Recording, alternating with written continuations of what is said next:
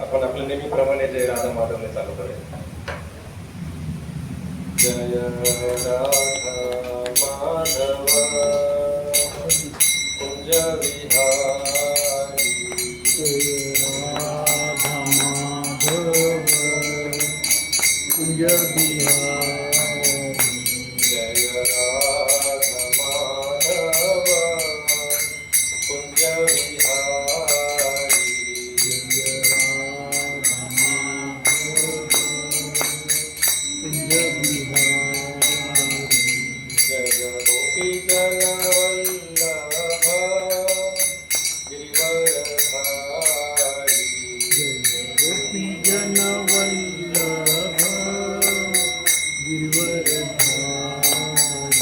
जय गोपी जन वल्लभ गिरिवरधारी, जय गोपी जन वल्लभ गिरिवरधारी, गोपी जन वल्लभ गिरिवरधारी, यशोदानंदन व्रज जनरंजन, यशोदानंदन व्रज जनरंजन, यशोदानंदन व्रज जनरंजन,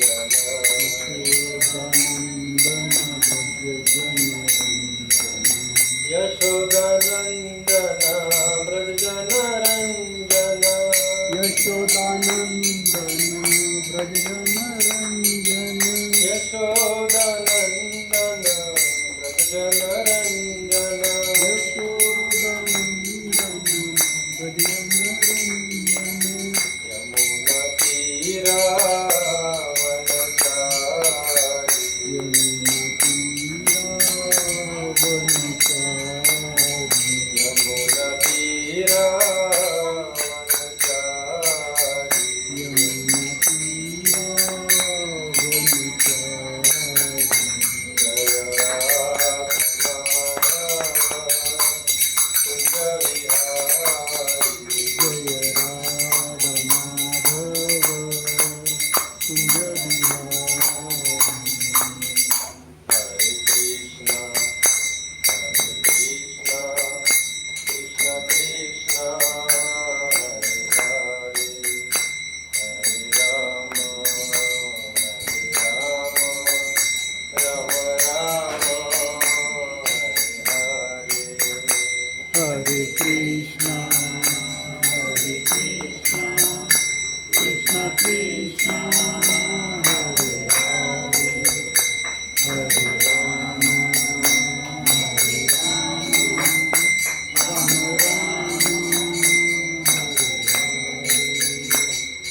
कृष्णा कृष्ण कृष्ण कृष्ण हरे हरे, हरे राम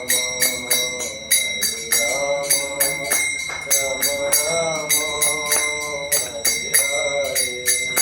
हरे कृष्णा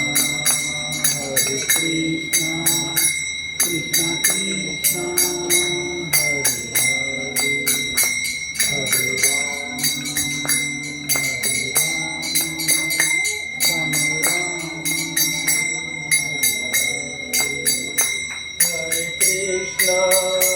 हरे कृष्णा कृष्ण कृष्ण हरे हरे, हरे राम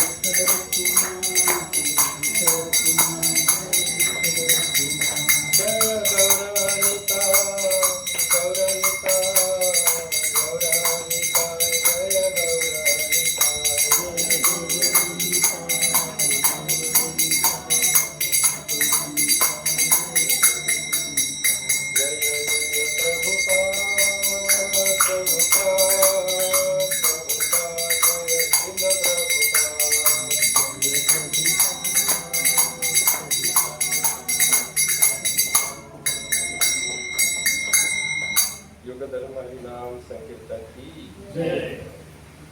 ओम नमो भगवते वासुदेवाय। ओम नमो भगवते वासुदेवाय। ओम नमो भगवते वासुदेवाय। ओम नमो भगवते वासुदेवाय। ओम नमो भगवते वासुदेवाय। ओम नमो भगवते वासुदेवाय। ओम अज्ञानतिमिरन्धस्य ज्ञानाञ्जनशलाकया चक्षुरुन्मीलितं येन तस्मै श्रीगुरवे नमः। श्रीचैतन्यमनोभीष्टं स्थापितं येन भूतले स्वयं रूपं कदा मह्यं ददाति स्वपदान्तिकं। वन्देऽहं श्रीगुरुं श्रीयुतपदकमलं श्रीगुरुन् वैष्णवांश श्रीरूपं साग्रजातं सगण रघुनाथान्वितं तं सजीवं साद्वैतं सावधूतं परिजनसहितं कृष्णचैतन्यदेवं श्रीराधा कृष्णपादान् सहगण ललिता श्रीविशाखान्वितं हे कृष्णा करुणा सिन्धु दीनबन्धु जगत्पते गोपेशा गोपिकान्त राधाकान्त नमोस्तुते।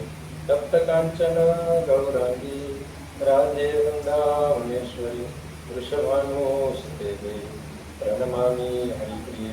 वाञ्छाकल्पतरुभ्यश्च कृपा सिन्धुभ्यैव च पतितानां पावनेभ्यो वैष्णवेभ्यो नमो नमः।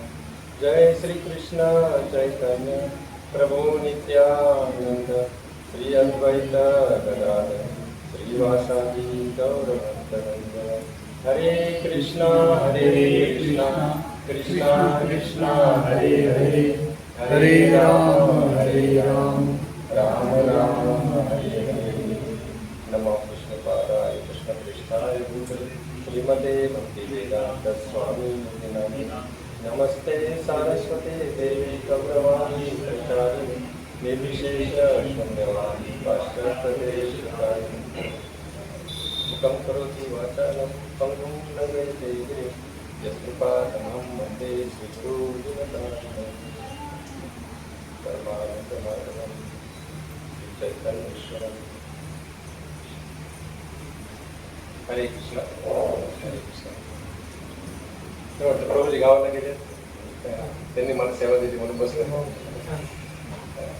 तर आपण आज आहे ना खूप महत्त्वाच्या टॉपिकवर बोलणार आहे. खूप इम्पॉर्टंट टॉपिक आहे. म्हणजे असं म्हटलं ना की हा सर्वात महत्त्वाचा टॉपिक आहे. आपण जीवनामध्ये जे आपण आता जगतोय तर त्याच्यामध्ये जाणण्यासारखा दुसरा विषयच नाही, असा विषय आज आपण घेणार आहे. आणि त्यात आता अधिक मास चालू आहे, पुरुषोत्तम महिना चालू आहे. तर पुरुषोत्तम महिन्याला अनुसरून असा हा जो महिना आहे त्याला सुद्धा एकदम परफेक्ट असा टॉपिक आहे. आणि हा टॉपिक जर आपल्याला कळला तर आपल्याला बाकीचं काही जाणण्याची गरज राहणार नाही. आता कसं आहे, आपण सध्या कलियुगामध्ये जन्मलेलं आहे. म्हणजे कसं असतं, आपण ज्या परिस्थितीमध्ये ज्या सिच्युएशनमध्ये आपण असतो त्या सिच्युएशनचे काही रूल्स, त्या परिस्थितीचे काही रूल्स आपल्यावर लागतात. आता कसं आहे, आपण भारतामध्ये राहतो. तर भारतामध्ये जेव्हा राहतो तेव्हा भारताचं कॉन्स्टिट्यूशन ऑफ इंडिया आहे, ते कॉन्स्टिट्यूशन ऑफ इंडिया आपल्याला फॉलो करावं लागतं. ते जर फॉलो केलं नाही, ते रूल्स ब्रेक झाले तर आपण क्रिमिनल ठरवले जातो. त्याच्यामुळे आपल्याला ते फॉलो करावं लागतं जे काही कॉन्स्टिट्यूशन. ते कशामुळं, आपण भारतामध्ये जन्माला आलो म्हणून. तसंच आपण अमेरिकेमध्ये गेलं तर तिथं वेगळे रूल्स असतात. तर हे काय झालं, हे आपल्या म्हणजे जे दिसतंय आपल्याला भौतिक जगत किंवा आपलं हे जे पृथ्वी आहे त्याच्यावरचे रूल्स, त्याच्यामध्ये एवढे रूल्स आहेत. तर हे कॉस्मिक, हे वैश्विक जे संरचना आहे भगवंताची, त्या संरचने अंतर्गत सुद्धा काही नियम असतात. तर त्याच्यामध्ये असं म्हटलं जातं की जसं पृथ्वीवर असे ऋतू येतात, म्हणजे उन्हाळा येतो, पावसाळा येतो, हिवाळा येतो, परत उन्हाळा, पावसाळा, हिवाळा, अशा प्रकारे ऋतू, किंवा आपल्या मराठीमध्ये 6 ऋतू येतात. तर असे ऋतू एकमागे एक येत असतात आणि परत रिपीट होत असतात.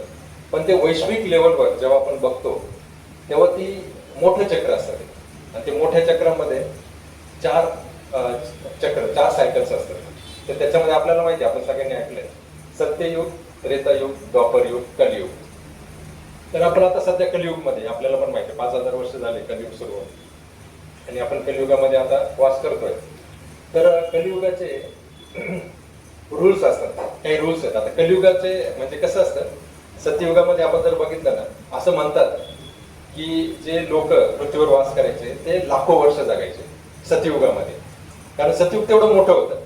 सत्ययुग जवळजवळ 17 लाख वर्षांच्या पेक्षा जास्त त्याचा कालावधी आहे. त्याच्यानंतर जे त्रेतायुग आलं, त्रेतायुगामध्ये लोक 10,000 वर्ष जगायचे असे ऑन एन ॲव्हरेज. नंतर द्वापरयुग आलं, द्वापरयुगमध्ये असं म्हणतात की 1000 वर्ष लोक जगायचे. आणि आपण बघितले चांगदेव महाराज 700 वर्ष जगलेले, ते तर कलियुगामधलेच आहे. त्याच्या आधी मग आश्चर्य वाटायला नको की एवढे लोक कसे जगत असतात. आणि कलियुगमध्ये म्हणजे 100 वर्ष आयुर्मान, तेवढं पण आपण जगत नाही, पण 100 वर्ष असं मानलं जातं. तर कलियुगचे रूल्स आहेत, हे रूल्स डिफाईन करणारं एक श्लोक आहे श्रीमद भागवतम मध्ये. तर तो श्लोक असा आहे, कलियुगाचे जे व्यक्ती आपण जे कलियुगामध्ये आलोय तर त्याला डिफाईन करणारा एक श्लोक असा आहे, प्रायण अल्पायुष्य सभ्य कलो अस्मिन युगे जना मंद सुमंद मतयो मंद भाग्याती उपद्रिता. आता प्रभूजींनी हा श्लोक बऱ्याचदा म्हटला असेल, त्याच्यामुळे आपण ऐकलेलं असेल. प्रायण अल्पायुष्य सभ्य कलो अस्मिन युगे जना, म्हणजे त्याच्यामध्ये भागवतम हे 5000 वर्षापूर्वी लिहिलं गेलंय, सांगितलं गेलंय व्यासदेवांकडून. 5000 वर्षापूर्वी कलियुग नुकतं सुरू होणार होतं.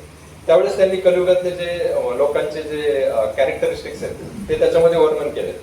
तर त्याच्यामध्ये प्रायण अल्पायुष्य कलियुगातला जो व्यक्ती आहे तो अल्पायुष्य असणार, म्हणजे त्याचं आयुर्मान जास्त नसणार. म्हणजे तो कसं अननॅचरल डेथने मरू शकतो. मग ते अननॅचरल डेथ कधी पण येऊ शकते, आजारामुळे, ऍक्सिडेंटमुळे, कुठल्या अपघातामुळे, कुठल्या याच्यामुळे येऊ शकते.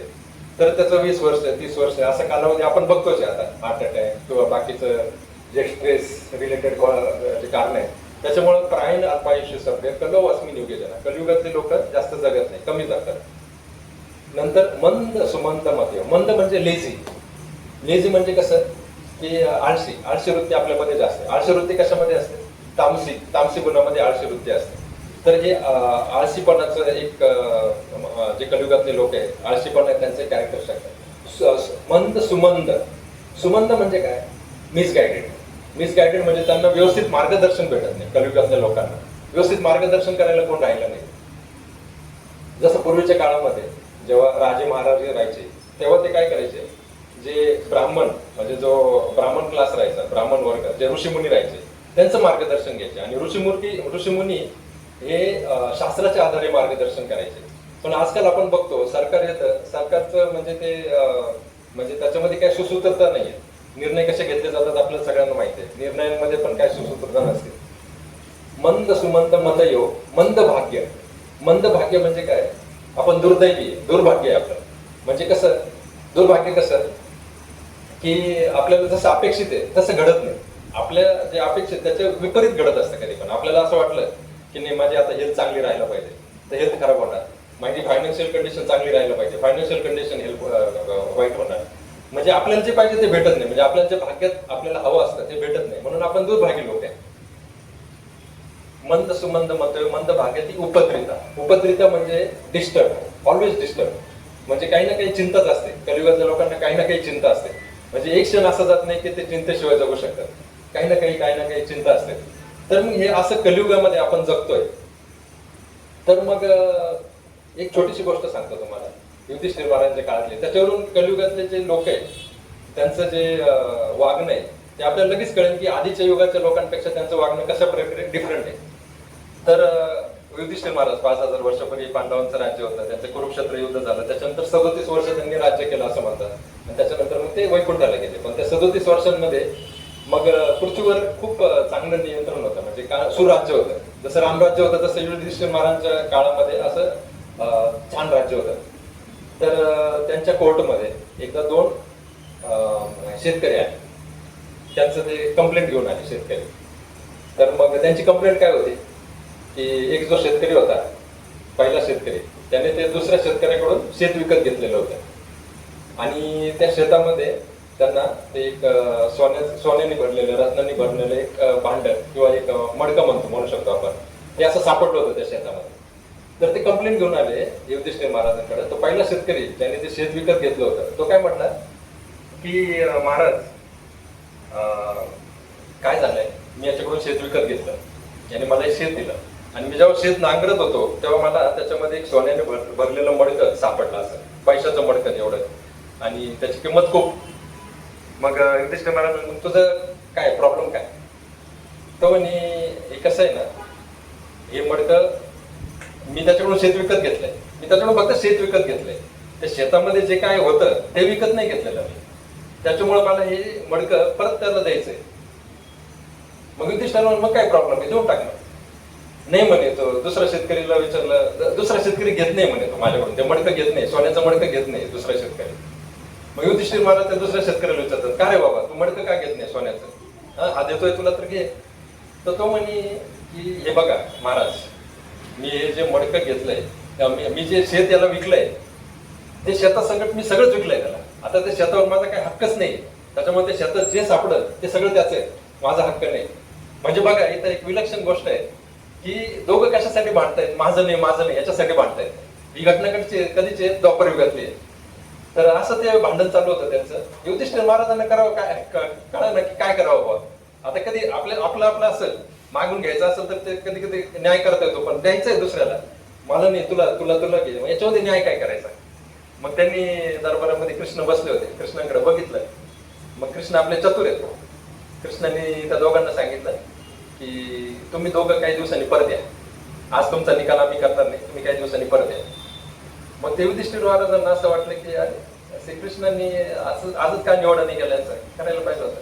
पण ठीक आहे, त्यांना श्रीकृष्णांना पूर्ण विश्वास होता. पांडव म्हणजे श्रीकृष्णांचे भक्त, त्यांना पूर्ण विश्वास होता. मग ते शेतकरी निघून गेले दोघं पण.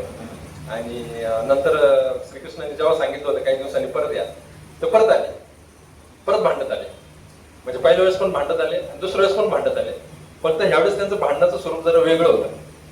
आता पहिला शेतकरी काय म्हणायला लागला, हे यांचं जे शेत मी विकत घेतलंय, शेतामध्ये मला हे सापडलंय, तर आता हे माझं झालंय, हे माझं झालंय, आता मी देणार नाही याला. मग दुसऱ्या शेतकरीला विचारलं तुझं काय म्हणणं आहे याच्यावर. दुसरा शेतकरी म्हटलं मी याला फक्त शेत विकलंय, शेतामध्ये काय ते विकलेलं नाही. आता याच्यामध्ये अजून पंचायत झाली. युधिष्ठिर महाराज कळा ना, आधी हे भांडत होते मला नको, आणि आता हे भांडायला लागले मला पाहिजे, आता काय करायचं. मग त्यांनी परत कृष्णाकडे बघितलं. तर कृष्णाने काय केलं, कृष्णाने मग ते जे काही धन होतं ते इक्वली दोघांना डिस्ट्रीब्यूट करून टाकलं, दोघांचं समाधान केलं. त्यांना सांगितलं तुम्ही समाधानी राहा आणि जा. मग ते गेले दोघं निघून. मग युधिष्ठिर महाराजांना ते विशेष वाटलं की असं कसं झालं. मग काही दिवसांपूर्वी हे लोक आले माझ्याकडे, तर यांना हे लागत नव्हतं, त्यांच्याकडे जे धन आहे ते दुसऱ्यांना देण्यासाठी ते आतुर होते, एवढे उदार झाले ते एकमेकावर. आणि आज एकमेकाबरोबर भांडताय कशासाठी, तर ते धनासाठी. मग त्यांनी ते कृष्णाला विचारलं की असं काय बदल झाला एवढ्या दिवसांमध्ये, यांच्या दोघांच्या मानसिकतेमध्ये काय बदल झाला, कसे चेंज झाले दोघं. तर श्रीकृष्ण त्यांना म्हटले हे बघा, या दोघांचा काही दोष नाही, याच्यामध्ये दोष आहे काळाचा. आता आपण द्वापर युगाच्या शेवटी येतोय. आता इथून पुढे कलियुग प्रभावी होणार आहे, कलियुग लोकांवर स्वार होणार आहे. कलियुग जसं लोकांवर स्वार होणार आहे तसं लोक जास्त स्वार्थी बनत जाणार आहे. कलियुगामध्ये लोक जसे उदार होते तशी उदारता राहणार नाही. लोक दुसऱ्यांसाठी नाही, स्वतःसाठी स्वार्थासाठी जगायला लागणार आहे. म्हणजे त्यांना ज्या वस्तू आहेत त्या माझ्यासाठी पाहिजे सगळं स्वतःसाठी ते घेण्याची वृत्ती त्यांच्यामध्ये बाळगणार आहे. आणि त्याच्यामुळे काय झालंय, आता द्वापरयुग कमी कमी होत आहे आणि आता कलियुगाचा काळ सुरू होत आहे. कलियुग खरा मोठ्या प्रमाणात जेव्हा श्रीकृष्ण हे धरती सोडून गेले तेव्हा तो सुरू झाला, पण त्याच्या आधी थोडा थोडा प्रभाव युधिष्ठिर महाराजांना दिसायला लागला होता. हा त्यातलाच एक प्रकार होता. तर मग युधिष्ठिर महाराजांनी ते कळलं, श्रीकृष्णांनी सांगितलं आता कलियुग येणार आहे, तर कलियुगातील लोकांना अशी भीषण परिस्थितींना सामोरं जावं लागणार, एकमेकावर भांडण करणं. आणि कलियुग म्हणजे काय माहितीये का, इंग्लिशमध्ये त्याला म्हणतात age of quarrel and hypocrisy. Quarrel म्हणजे कलह आणि हिपोक्रेसी म्हणजे ढोंगीपणा. आता कलह म्हणजे आपण बघतो, आपल्या सगळ्यांना अनुभव आहे, छोट्या छोट्या गोष्टींवरून भांडण होतात. म्हणजे घरामध्ये कुरकुरे होतात, बाहेर गेलं तरी कुरकुरे होतात, नुसतं आपण ट्रॅफिक मध्ये असत कुरकुरे, म्हणजे छोट्या छोट्या गोष्टींवरून म्हणजे लोक पेटून उठतात एकदम. कलह म्हणजे भांडण, छोट्या छोट्या गोष्टींसाठी भांडण, काही कारण पण नसतं, कोण पण होतात भांडण. काय आता कोण पण व्हायला लागले छोट्या छोट्या गोष्टींवरून. आणि ढोंगीपणा म्हणजे लोक बाहेरून एक दाखवतात आणि आतमधून एक वेगळं चालू असतं. अशा प्रकारे तो ढोंगीपणा असतो. म्हणजे ते त्यांच्यावर विश्वास ठेवायचा किती, अशा प्रकारे आपल्याला थोडं संभ्रम पडतो. मग हे कलियुगाचं जे विशेषता आहे ती विशेषता म्हणजे ते काळाचा प्रभाव असल्यामुळे आपल्याला त्याचं सामोरं जावं. आता आपण दुर्दैवी आहे की आपल्याला कलियुगामध्ये जन्म घ्यावा लागलाय. पण एक लक्षात घ्या, आपण दुर्दैवी नाहीये, दुर्दैवी बिलकुल नाहीये. हे मी तुम्हाला समजून सांगतो. कलियुगामध्ये जन्म घेणं खूप भाग्याची गोष्ट आहे, पण ती व्यवस्थित समजून घेतली तर ते आपल्याला कळेल. आपल्या भागवतामध्ये अजून एक श्लोक आहे, त्रेतायाम ध्यायतो विष्णू, त्रेतायाम यजतो मखे, द्वापरे परिचर्यायाम कलो तत् हरी कीर्तनात. आता याच्यामध्ये मी तुम्हाला सांगितलं की प्रत्येक काळाचे रूल्स असतात. सत्ययुगाचे वेगळे रूल्स आहे, त्या लोकांना अनुसरून वेगळे रूल्स आहेत. ते लोक जास्त जगायचे, मग त्यांना कोणती पद्धती होती माहितीये का आत्मसाक्षात्कार करण्याची? ती पद्धती होती ध्यायतो विष्णू, ते मेडिटेशन करायचे. मेडिटेशन म्हणजे एका जागेवर बसून ते हजारो वर्ष आपण ऐकले आपल्या पुराणांमध्ये, राक्षस लोक 10,000 वर्ष, 60,000 वर्ष. आपण रावणाचं ऐकलंय, रावण 60,000 वर्ष तपस्या केलेली त्यांनी, शिवजींची, ब्रह्माजींची. हिरण्यकश्यपू एका पायावर उभं राहून तपश्चर्या केलेली. तर त्या युगामध्ये, सत्ययुगामध्ये ती पद्धती होती. म्हणजे आत्मसाक्षात्कार करून घेण्यासाठी ध्यायतो विष्णू, विष्णूंवर ध्यान करणं, ही पद्धती होती. त्रेतायाम यजतो मखे, त्रेतायुगामध्ये जेव्हा रामजींचा काळ होता त्यावेळेस अश्वमेध यज्ञ केले जायचे मोठ्या प्रमाणात, खूप मोठ्या प्रमाणात. आणि हे अश्वमेध यज्ञ, एक यज्ञ हजारो वर्ष चालायचं. त्याच्यासाठी तसे क्वालिफाईड ब्राह्मण्स लागायचे, क्वालिफाईड सामग्री लागायची, ते शुद्ध मंत्र उच्चार करणारे ब्राह्मण्स असायचे, शुद्ध तूप राहायचं. नंतर द्वापरे परिचर्यायाम, द्वापर युगामध्ये भगवंताची आराधना, अर्चा, विग्रह सेवा ही प्राधान्याने केली जायची. पण कलियुगामध्ये एक विशेष गोष्ट दिलेली कलियुगातल्या लोकांना, त्यांना अनुसरून, ती म्हणजे कलौ तत् हरी कीर्तनात. म्हणजे कलियुगामध्ये आपल्याला सत्ययुगामध्ये जे फळ हजारो वर्ष ध्यान करून मिळायचं, त्रेतायुगामध्ये ते फळ अश्वमेध यज्ञ केल्याने मिळायचं, द्वापर युगामध्ये तेच फळ भगवंताची आराधना केल्याने मिळायचं, तेच फळ आपल्याला हरिनामाने, कलवतात हरी कीर्तनात, हरिनामाने कलियुगामध्ये तेच फळ आपल्याला मिळतात. म्हणजे बघा, आपल्याला कमी एफर्ट्स मध्ये जास्त फळ भेटतात.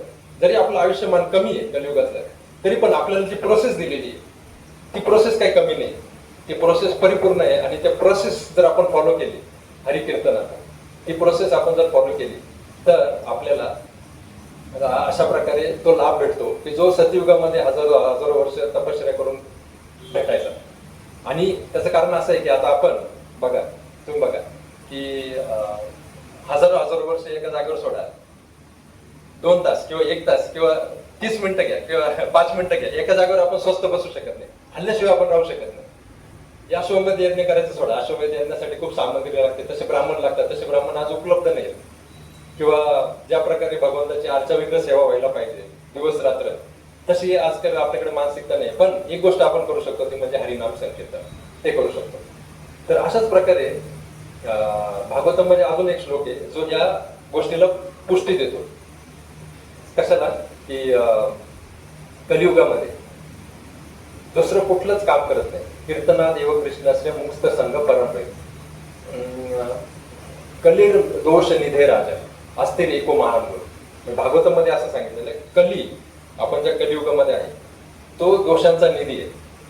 दोष म्हणजे काय, खूप फॉल्ट्स आहे लोकांमध्ये, फॉल्ट्स आहे एन्व्हायरमेंट मध्ये, फॉल्ट्स आहे पोल्युशन आहे, सगळीकडे फॉल्ट्स आहे. चांगलं काहीच नाही, दोषांचा सागरच येतो. आणि ह्या कलियुगामध्ये आपण काही चांगलं शोधायला गेलं तर आपल्याला शोधून पण सापडणार नाही, कारण हा दोषांचा सागर आहे. कलीर युग निधे राजा, कलीर दोष निधे राजा अस्थिर एक महान गुण. याच्यामध्ये एक महान गुण आहे आणि तो महान गुण म्हणजे काय, कीर्तनात एव कृष्णस्य मुक्त संघ परमव्रजत. म्हणजे कृष्णाचं आपण जेव्हा कीर्तन करणार ना तेव्हा आपल्याला ते मुक्त, या कलियुगाच्या ज्या प्रभावातून आपण मुक्त होणार.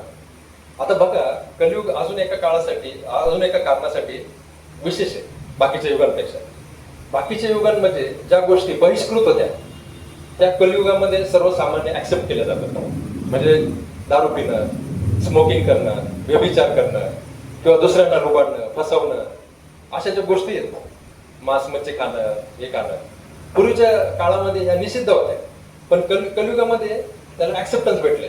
आणि याचं प्रमाण काय आहे, कारण आपले आजचे जे आयडॉल्स आहेत हे ऋषीमुनी नाही आहेत. आजचे आयडॉल्स कोण आहेत आपले, स्पोर्ट्स स्टार्स, फिल्म स्टार, हे जे सिने तारके अभिनेत्री वगैरे हे जे आहेत, किंवा स्पोर्ट्स स्टार्स आहेत, किंवा हे पॉलिटिशियन्स आहेत, जे करप्ट पॉलिटिशियन, ते आपले आयडॉल होऊन बसले. आणि पूर्वीच्या काळामध्ये आयडॉल्स कोण राहायचे, जे आत्मसाक्षात्कारी पुरुष आहे, साधू पुरुष आहे, अशा प्रकारे ते आपले आयडॉल्स राहायचे. म्हणजे बघा किती चेंज झाले. पूर्वीच्या काळामध्ये जे ऍक्सेप्टेबल होतं ते आजच्या काळामध्ये लोक ऍक्सेप्ट करत नाही. पूर्वीच्या काळामध्ये लोक कशासाठी जगायचे, आत्मसाक्षात्कारासाठी. मनुष्य जीवन हा आत्मसाक्षात्कारासाठी आहे, ही लोकांना पुरेपूर जाणीव होती. पण कलियुगामध्ये लोकांना ही सोडून बाकी सगळी जाणीव आहे. लोक पूर्वीच्या काळामध्ये इंद्रिय तृप्ती नव्हती, किंवा बाकीचा हा व्यभिचार नव्हता जास्त प्रमाणात, किंवा आपलं हे जे फसवणं, लुबाडीगिरी करणं, हे पूर्वीच्या काळामध्ये नव्हतं.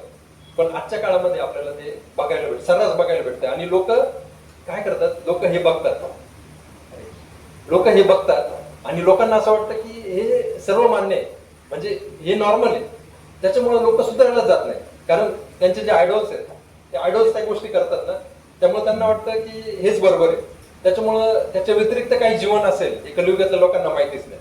म्हणजे पूर्वीच्या काळी लोक आत्मसाक्षात्कारासाठी जगायचे. आणि हा मनुष्य देह जो आपल्याला मिळालेला आहे हा किती दुर्लभ आहे हे लोकांना माहिती राहायचं. आणि त्याच्यासाठी ते प्रयत्न करायचे की हे संसार चक्र, हा जो जन्म मृत्यू जरा व्याधी, हे जे चक्र आहे, चक्रातून सुटायचा खूप प्रयत्न करायचे लोक. पण कलियुगामध्ये त्याच्याकडे बिलकुल लक्ष दिलं जात नाही, दुर्लक्ष केलं जातं. आणि ज्या बिनकामाच्या गोष्टी त्याच्याकडे अधिक प्राधान्यता दिली जाते. त्याच्यामुळं आज कोणाला सांगितलं की तुम्ही हरिनाम करा तर लोक हरिनाम घेत नाही, कारण लोकांना असं वाटतं की याच्यामध्ये काय, हे साधी गोष्ट आहे, याच्यापेक्षा आपलं काहीतरी मोठा नाव भेटलं पाहिजे, पैसा भेटला पाहिजे, किंवा आपलं इन्फ्लुएन्स वाढला पाहिजे, माझ्या हाताखाली लोक असले पाहिजे, मला फॉलो करणारे लोक असले पाहिजे, माझ्याकडे सत्ता असली पाहिजे. अशा लोकांकडे, अशा गोष्टींकडे लोक जास्त लक्ष देतात कलियुगामध्ये. हा फरक आहे कलियुग आणि आधीच्या काळामध्ये. तर आता हे शास्त्रामधून आपण बघितलंय कलियुग काय आहे ते. आता त्याच्यावर उपाय काय, तर उपाय आपण बघितला. कल्लवतद हरी कीर्तनात, कृष्णाचं कीर्तन हे आपल्याला या कलियुगातला जो प्रभाव आहे त्याच्यातून आपल्याला सोडवतो. बरं, हे शास्त्रामध्ये दिलंय. आपलं संतांचं मानणं तेच आहे का, आपण बघूया. आपण जर हरिपाठ, जर तुम्हाला माहिती असेल, हरिपाठामध्ये ज्ञानदेव महाराजांनी, ज्ञानदेव माऊलींनी एका ठिकाणी काय म्हटलंय की नित्य सत्यमित हरिपाठ ज्यासी कडी काळ त्यासी न पाहे दृष्टी. म्हणजे हरिपाठ, हरीचं पाठ आपण जर केला, हरीचं नाव घेतलं, हरिपाठ म्हणजे काय, हरिमुखे म्हणा, हरिमुखे म्हणा, मुखाने हरिनाम घेतलं. नित्य सत्यमित हरिपाठ ज्यासी कडी काळ त्यासी न पाहे दृष्टी. म्हणजे ज्ञानदेव महाराज पण तेच म्हणतात की तुम्ही हरिनाम घेतलं तर तुम्ही जे कलियुगाचा जो प्रभाव आहे त्याच्यापासून वाचू शकाल. नंतर तुकाराम महाराजांनी पण एका ठिकाणी सांगितलं की युक्ताहार न लगे अनिक साधने अल्प नारायणे दाखविसी. म्हणजे आपल्याला जास्त काही करायची गरज नाही. पूर्वीच्या युगामध्ये जेवढं करावं लागायचं, सगळं जेवढे तपश्चर्या करावी लागायची, जेवढे आपल्याला यज्ञ करावं लागायचे, जेवढी शुद्धी पाळावी लागायची, तेवढीची गरज नाही कलियुगामध्ये. कलियुगामध्ये काय, कलियुगा माझी हरीचे कीर्तन. कलियुगा माझी म्हणजे कलियुगामध्ये फक्त हरीचे कीर्तन. आणि हरीचे कीर्तन केल्याने काय होतं की आपल्याला नारायणाचे दर्शन होते. तुकाराम महाराजांनी त्यांचं पण अभंग केलं. म्हणजे जे शास्त्राचं प्रमाण आहे तेच आपल्या साधूंचं पण प्रमाण आहे. म्हणजे साधू आणि शास्त्र याच्याने प्रमाणित झालंय की आपल्याला कलियुगाच्या ह्या त्रासातून, ह्या कल्मशातून जर आपल्याला सुटायचं असेल तर हरिनामाशिवाय दुसरा पर्यायच नाही. आणि इनफॅक्ट हे बृहद नारदी पुराणमध्ये तर एकदम स्पष्ट सांगितलेलं आहे, हरिर नाम एव केवलम कलौ नास्तेव गतिरन्यथा. म्हणजे बृहद नारदी पुराणमध्ये असं सांगितलंय की कलीमध्ये हरिनाम एव केवलम, फक्त हरिनाम हे 3दा सांगितलेले. जेव्हा आपल्याला एखादी गोष्ट स्पष्ट करायची असेल ना तेव्हा आपण एकदा सांगत नाही, 2दा सांगत नाही, 3दा सांगतो. त्याच्यामुळं हरिनाम एव केवलम म्हणजे हेच कलियुगामध्ये नास्तेव गतिरन्यथा. म्हणजे कलियुगामध्ये दुसऱ्या कुठल्याच गोष्टीने आपल्याला गती भेटणार नाही किंवा मुक्ती भेटणार नाही किंवा भगवंताचं जे वैकुंठ स्थान आहे, जगत आहे, ते भेटणार नाही. त्याच्यामुळे आपल्याला जर मुक्ती लागत असेल तर हरिनाम. तर हे आपलं शास्त्राचं आणि साधूंचं हे जे मत आहे हे मत खूप महत्वाचं आहे. आता हे कसं आहे माहितीये का,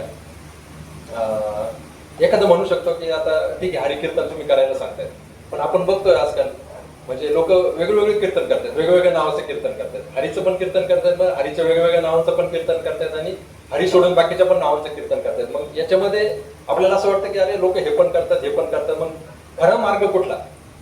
खरा मार्ग आपल्याला जे शास्त्र सांगतात किंवा जे साधू सांगतात ते जे दाखवतात तो मार्ग तो खरा असतो. कारण शास्त्राला आपली काळजी आहे.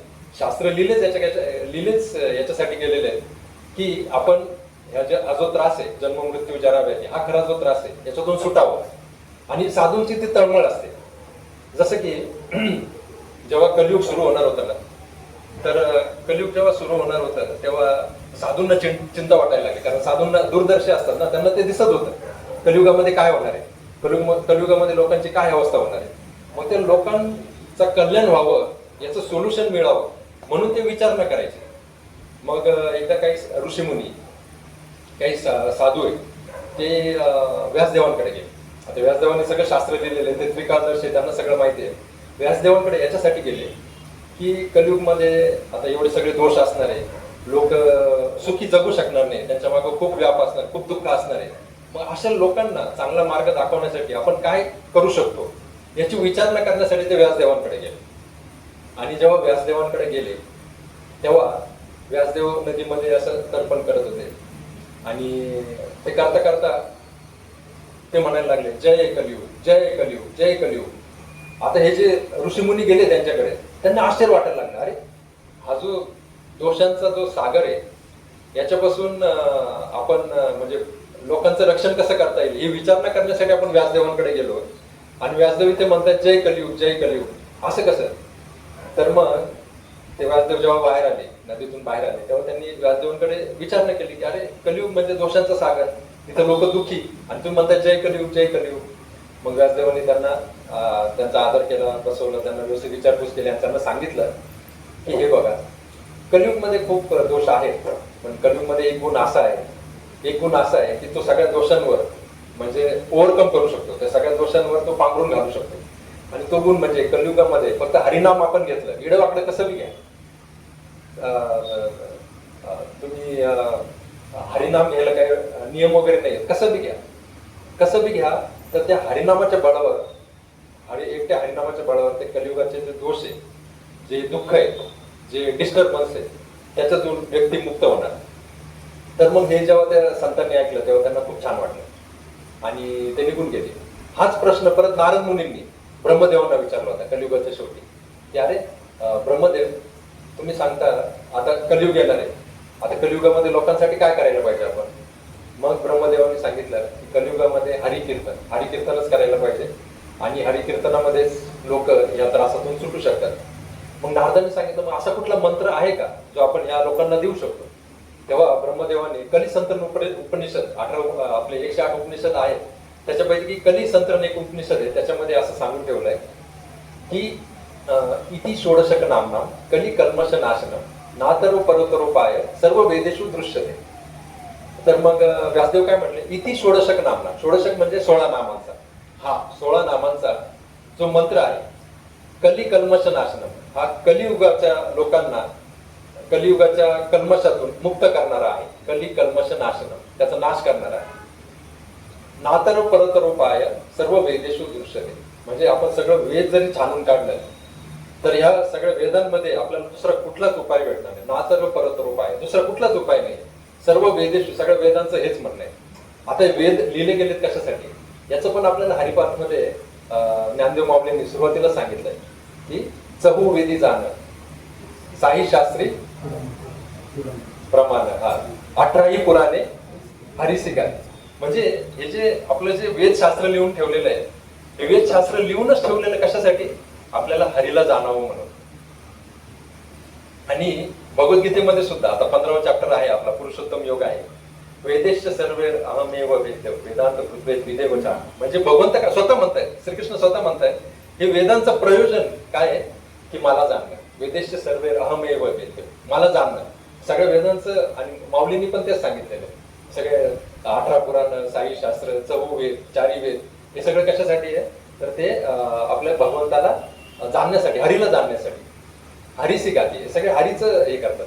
बरं, हरी आहे आणि मग हरीने कलियुगामध्ये यांचं हरिनाम दिलेलं आहे आपल्याला. आता ते हरिनाम जे दिलेलं आहे त्याच्यामुळे मी म्हटलं आजचा जो क्लास आहे हा खूप महत्वाचा आहे. आणि याच्यापेक्षा आपल्याला दुसरं काही करण्यासारखंच नाही या जीवनामध्ये, आणि ते म्हणजे हरिनाम. मी या हरिनामापर्यंतच येणार होतो. हे सगळं तुम्हाला याच्यासाठी सांगितलं की हरिनाम हरिनाम हरिनाम एव केवलम कलो नाचते व नाचते व नाचते व गती राहण्यात. आपल्याला या दुःखातून, हे जे कलियुगाच्या त्रासातून, डिस्टर्बन्स मधून जर आपल्याला मुक्त व्हायचं असेल, आता मुक्ती म्हणजे अशी मुक्ती नाही बरं का. आता सपोज मला फायनान्शियल प्रॉब्लेम आहे तर माझे फायनान्शियल प्रॉब्लेम निघून जातील. आता मला शारीरिक प्रॉब्लेम आहे, माझा शारीरिक प्रॉब्लेम निघून जाईल. किंवा मला रिलेशनशिप प्रॉब्लेम आहे, तो निघून जाईल. अशा प्रकारची मुक्ती नाही म्हणत तिथे. कलियुगाचा जो त्रास आहे त्याच्यापासून वाचणं म्हणजे काय, हे जे त्रास येतात आपल्या जीवनामध्ये, आपल्याला जे डिस्टर्ब करतात, हे त्रास आपल्या मनाला जे त्रास देतात, हे जे त्रास आले, संकट आले आपल्या जीवनामध्ये, हे आपल्या जेव्हा डिस्टर्ब करतात तेव्हा त्या डिस्टर्बन्स मधून वाचण्यासाठी आपल्याला हरिनाम मदत करते. नाही तर एखाद्याने जर समज करून घेतला ना की मी हरिनाम घेतला आणि माझे सगळे दुःख संपले, मला जसं पाहिजे होतं तशी संपत्ती भेटली, प्रॉपर्टी भेटली, हेल्थ भेटली, तशी माझी पॉवर भेटली, इन्फ्लुअन्स भेटली, तर ते एक चुकीची अंडरस्टँडिंग होईल. ती कदाचित भेटू पण शकेल, ते भगवंत आपल्याला ते देऊ पण शकतात. कसं आहे, भगवंत स्वराट आहे. म्हणजे आपण भगवंताची भक्ती केली तर ते आपल्याला धन देऊ पण शकतात किंवा आपलं धन काढू पण शकतात. आपला जे हिताचं आहे ते भगवंत करतात. म्हणजे बघा, जेव्हा सुदामा होता, सुदामाला त्यांनी गरीब ठेवलं होतं शेवटपर्यंत, आणि गरिबीमध्ये सुदामा कधीच भगवंताला विसरला नाही. मग भगवंतानी काय केलं, त्याचा ते दृढ विश्वास बघून, त्याचं ते समर्पण बघून, त्याचा तो भाव बघून भगवंताने त्याला श्रीमंत करून टाकलं. एवढं श्रीमंत करून टाकलं की ते इंद्राची जी नगरी होती त्या नगरीची सुद्धा, म्हणजे ते नगरी सुद्धा पिकी वाटावी त्या सुदामाच्या नवीन महालापुढे. अशा प्रकारे भगवंताने सुदामाला देऊन टाकलं. पण सुदामाने काय केलं, जेव्हा तो गरिबीत होता तेव्हा तो त्याच्यामुळे खचला नाही. त्यांनी कृष्णाला नावं ठेवले नाही, भाग्याला नावं ठेवले नाही, किंवा त्याच्याकडे पैसा जरी आला तर त्यांनी त्याचा उन्माद केला नाही, तो गर्विष्ठ झाला नाही. म्हणजे भगवंत काय करतात, आपल्याला कदाचित या भौतिक त्रासापासून मुक्त पण करतील किंवा मुक्त पण करणार नाही. पण एक मात्र खात्रीशीर आहे, आणि हे मर्म आहे, हरिनामाचं हे मर्म आहे, एक मात्र खात्रीशीर आहे, आणि ते म्हणजे आपल्याला हे जे डिस्टर्बन्स होते, उपद्रिता, आपण ऑलवेज रेस्टलेस असतो, आपण ऑलवेज चंचल असतो मन, त्या चंचल मनाला, त्या डिस्टर्ब झालेल्या मनाला शांती मिळवण्याचं काम हे हरिनाम करणार, आणि 100% करणार. आपली परिस्थिती, भौतिक परिस्थिती चेंज होऊ नाही तर नाही होऊ, पण हरिनाम आपल्याला अशी दृष्टी देतं की ती दृष्टी दिल्यानंतर आपल्याला सगळं असं म्हणजे छोटं छोटं वाटायला लागतं. म्हणजे त्याचं एक उदाहरण आपले प्रभुपाद देतात, श्रील प्रभुपाद देतात, की जेव्हा आपण अशी गाडी चालवत असतो रस्त्यावर, ट्रॅफिक असते, जेव्हा ट्रॅफिक सिग्नल येतो तेव्हा आपल्याला थांबावं लागतं. जेव्हा रेड लाईन लागतो तेव्हा थांबावं लागतं, ग्रीन लाईन लागलं तेव्हा जावं लागतं. आणि ते ट्रॅफिक मध्ये खूप आपल्याला तिथं हे होतं, म्हणजे त्रास होतो. पण तेच जर आपण विमानात बसून वरतून चाललोय तर त्या ट्रॅफिकचा आपल्याला काहीच त्रास होत नाही. म्हणजे हरिनामाने काय होतं बघा, हरिनामाने आपलं जे कॉन्शियसनेस आहे ते एलिव्हेट होतं. म्हणजे त्रास असणार तो ट्रॅफिक काय जात नाही, पण ते ट्रॅफिक आपल्याला बॉदर करत नाही, कारण आपण हायर प्लेनवर जात असतो. अशा प्रकारे हरिनामाचा तो लाभ असतो. आणि त्याच्यामुळं हे हरिनामाचे, आता हरिनाम म्हटल्यावर आपण खूप ऐकलंय की हरिनाम घ्या, हरिनाम घ्या. सगळे महाराज संत हेच सांगतायत की कलियुगामध्ये हरिनाम घ्या, हरिनाम घ्या, हरिनाम घ्या आणि हरीचंच नाम घ्या. इनफॅक्ट हरिपाठमध्ये ज्ञानेश्वर माऊली एकदम काय म्हणतात, एकदम थेट थेट म्हणतात एकदम. तिथं काही म्हणजे वादच राहत नाही कुठला मंत्र, हरिमंत्र की दुसरा मंत्र. ते म्हणतात विष्णू विन जप व्यर्थ त्याचे ज्ञान. म्हणजे विष्णूचं सोडून, विष्णूच्या नावाचं सोडून जर एखादा जप करत असेल तर त्याचं जे ज्ञान आहे ते व्यर्थ आहे. डायरेक्ट हरिपाठमध्ये ज्ञानेश्वर माऊली म्हणतात. आणि रामकृष्ण मनी नाही ज्याच्या, म्हणजे ज्याच्या मनामध्ये रामकृष्ण नाही, जो विष्णूंचा जप करत नाही, असा व्यक्ती म्हणजे त्याचं ज्ञानच व्यर्थ आहे. म्हणजे आपण हे जे प्रयत्न करतोय या जीवनामध्ये, हा प्रयत्न फक्त एकाच गोष्टीसाठी करतोय की आपला हरिप्रती आपली आस्था निर्माण व्हायला पाहिजे, हरिप्रती आपलं प्रेम निर्माण व्हायला पाहिजे. आणि ते प्रेम निर्माण होतं हे हरिनामातून. जेव्हा आपण हरिनाम जेवढं तीव्रतेने घेणार तेवढं आपलं हरिनामाप्रती प्रेम, हरिप्रती प्रेम उत्पन्न होणार. आता याचे काही खूप चांगल्या गोष्टी आहेत, त्यातले एक दोन मी तुम्हाला सांगतो. आपल्याकडे एवढा वेळ नाही आता आठवत आले, पण त्यातली एक गोष्ट सांगतो की हरिनाम किती प्रभावी. आता आम्ही माताजी आणि आम्ही ना मुलांसाठी ते रामराक्ष स्तोत्र पण घेतो. तर रामराक्ष स्तोत्रामध्ये ते नुसती नामाची जी माहिती आहे, महती आहे, महात्म्य आहे ते सांगितलेलं आहे. एक श्लोक असा आहे की भर्जनम भव बीजानाम अर्चनम सुख संपदाम तर्जनम यमदूतानाम राम रामेती गर्जनम. जेव्हा आपण राम नाम घेतो, कृष्ण नाम घेतो, काय होतं, भर्जनम भव बीजानाम. भवबीज म्हणजे आपण हे जन्म मृत्यू जरा व्याधी, हे आपलं भौतिक अस्तित्व जे आहे या भौतिक जगातलं, ते आपण जे अनुभवतोय ते भर्जनम जळून जातं. ते त्याचं रूट. आता एखाद्या झाडाची बी ती आपण लावली तर त्याचं झाड येतं की नाही, पण तेच जर बी आपण जाळलं, जाळामध्ये टाकलं आणि ते पूर्णपणे कोळसा झाला त्याचा, आणि मग ते आपण लावलं तर त्याच्यातून बी येणार, म्हणजे झाड येणार नाही, बी अंकुरित होणार नाही. त्याच प्रकारे हरिनाम काय करतं, आपलं हे संसार, आपलं जे अनंत कोटी जन्मापासून आपला जो संसार चालू आहे, तो संसार जन्म मृत्यू जरा व्याधी नुसतं मनुष्य योनीमध्ये नाही, 84 लक्ष योनीमध्ये, कुठल्या पण योनीमध्ये आपण गेलेलो आहे, याच्या आधी खूप वेळा गेलेलो आहे. आता हे कधीपर्यंत चालणार बरं, आपलं कुठेतरी थांबवायला हवं ते. तर मग त्याच्यासाठी आपल्याला रामनाम याच्याखेरीज दुसरं कुठलं, किंवा हरिनाम याच्याखेरीज दुसरं कुठलं पर्यायच नाही त्याच्यासाठी. भर्जनम भव बीजनम. जेव्हा आपण रामनाम घेतो तेव्हा आपलं हे जे पुन्हा जे आपले डिझायर्स, आपल्या इच्छांमुळे आपला जो पुन्हा जन्म भेटतोय आपल्याला, एखाद्या योनीतून दुसऱ्या योनीत, दुसऱ्या योनीतून तिसऱ्या योनीत, तो संपुष्टात येतो. भर्जनम भव बीजनम. अर्जनम सुख संपदा. अर्जनम सुख संपदा म्हणजे काय, आता हे भौतिक आपली इच्छाच नष्ट झाली तर मग काय राहिलं, मग आनंदच राहिला. कारण हे भौतिक इच्छा आपल्या कष्टाचं मुख्य कारण आहे. आपलं जे कष्ट भोगतो ना आपण, ते आपल्या इच्छेमुळे असतं, दुसऱ्यामुळे आपण कष्ट भोगत नाही. आपण हे कष्ट आपल्या जीवनामध्ये जे येत आहेत ना, ते आपलं मन आणि आपल्या इच्छा, हे दोन प्रामुख्याने मेन कारणीभूत आहे, हे सोर्स आहे. मग आपण जर हे मन आणि बुद्धी या भौतिकतेतून बाजूला केली तर उरतं काय, तो जो आंतरिक आनंद आहे, भगवंताच्या भक्तीचा जो आनंद आहे, तो सुख आणि तिची संपदा आहे, ती मग आपल्याला अनुभवता येणार. तर्जनम यमदूतानाम म्हणजे आपण जेव्हा सगळ्यांचाच मृत्यू होणार आहे 100%, असं कुठलंच नाही की मृत्यू होणार. आता प्रभुपादांना पण एकदा प्रश्न विचारला होता बरं काय, की प्रभुपाद तुम्ही जुनं काढताय बाबा, आता मॉडर्न युग आहे, मॉडर्न युगमध्ये एवढं सगळं टेक्नॉलॉजी डेव्हलपमेंट होऊ राहिली आणि एवढं डिसीज क्युअर होऊ राहिले. आधी ते देवीने लोक मारायचे, आता लसीने लोक वाचतायत. हा, तुम्ही एवढं डेव्हलपमेंट, तुम्ही मागचं ते आम्ही अजून ते पुराण आणि ते काढू राहिले, त्याला काय अर्थ आहे का, रिलेव्हन्स आहे का आता काही, आणि मग तुमच्या याचा उपयोग काय. मग प्रभुपाद त्यांना म्हटले की हे बघा, तुम्ही बाकी काही जरी बोलले तरी एक गोष्ट तुम्ही टाळू शकत नाही, ही जी मॉर्टॅलिटी आहे, ही जी मृत्यू आहे, ती अजून पण 100% आहे. आधी पण 100% होती, अजून पण 100% आहे. तर ते त्याच्यावर काय तुम्ही उपाय काढलेला नाहीये. हा, मग त्याच्यावर उपाय काढण्यासाठी तुम्हाला काय करावं लागेल, मग त्याचं उत्तर जे आहे ते आपल्या शास्त्रामध्ये तर्जनम यमदूताना, म्हणजे यमदूत, आपला मृत्यू झाल्यानंतर आपण जर पाप केले असतील तर आपल्याला घ्यायला यमदूत येतात. मग हे यमदूत म्हणजे ते आपल्या नरकात घेऊन जातात, तिथं शिक्षा भेटते आपल्याला. मग ही शिक्षा भेटल्यानंतर पुनरपि जननम पुनरपि मरणम पुनरपि जननी जठरे शयनम ये संसारे बहुदुस्तारे खलु दुस्तारे कृपया पाही पारे मुरारे. म्हणजे आपण हे जाणलं पाहिजे की हा संसार आपल्याला म्हणजे चालूच राहणार आहे जोपर्यंत आपण रामनाम घेत नाही. म्हणजे मग काय होत आहे, आपण रामनाम घेतल्यानंतर 3 फायदे आपण बघितले. भर्जनम भोगबीजनम, आपण या भौतिक संकल्पनेतून बाहेर येतोय. अर्जनम सुख संपदा, म्हणजे आपण जे भौतिक संकल्पनेमधून जे दुःख भोगत होतो ते सुखच आपण भौतिकतेमधून बाहेर आल्यानंतर जे सुख आणि संपदा, जे आपलं काय म्हणतात राईटफुल, तो आपला जन्मसिद्ध हक्क आहे. खरं तर आपला जन्मसिद्ध हक्क काय माहिती का सगळ्यांचा, आनंदी राहणे. पण आपण तो अनुभवतोय का? नाही अनुभवतोय. का अनुभवत नाही? कारण आपण बाहेर बघतोय, आनंदासाठी बाहेर शोध करतोय. पण तो आनंद आपला आतमध्येच आहे. जेव्हा आपण अंतर्मुख होत नाही तोपर्यंत आपण ते बाहेरच्या दुःखामध्ये आपण गुरफटून जाणार. पण जेव्हा आपण अंतर्मुख होणार भौतिक याच्यातून, तेव्हा आपल्याला खरा आनंद भेटणार. पण तो आनंद ऍक्सेस करण्यासाठी मग आपल्याला हरिनाम उपयोगी पडतो.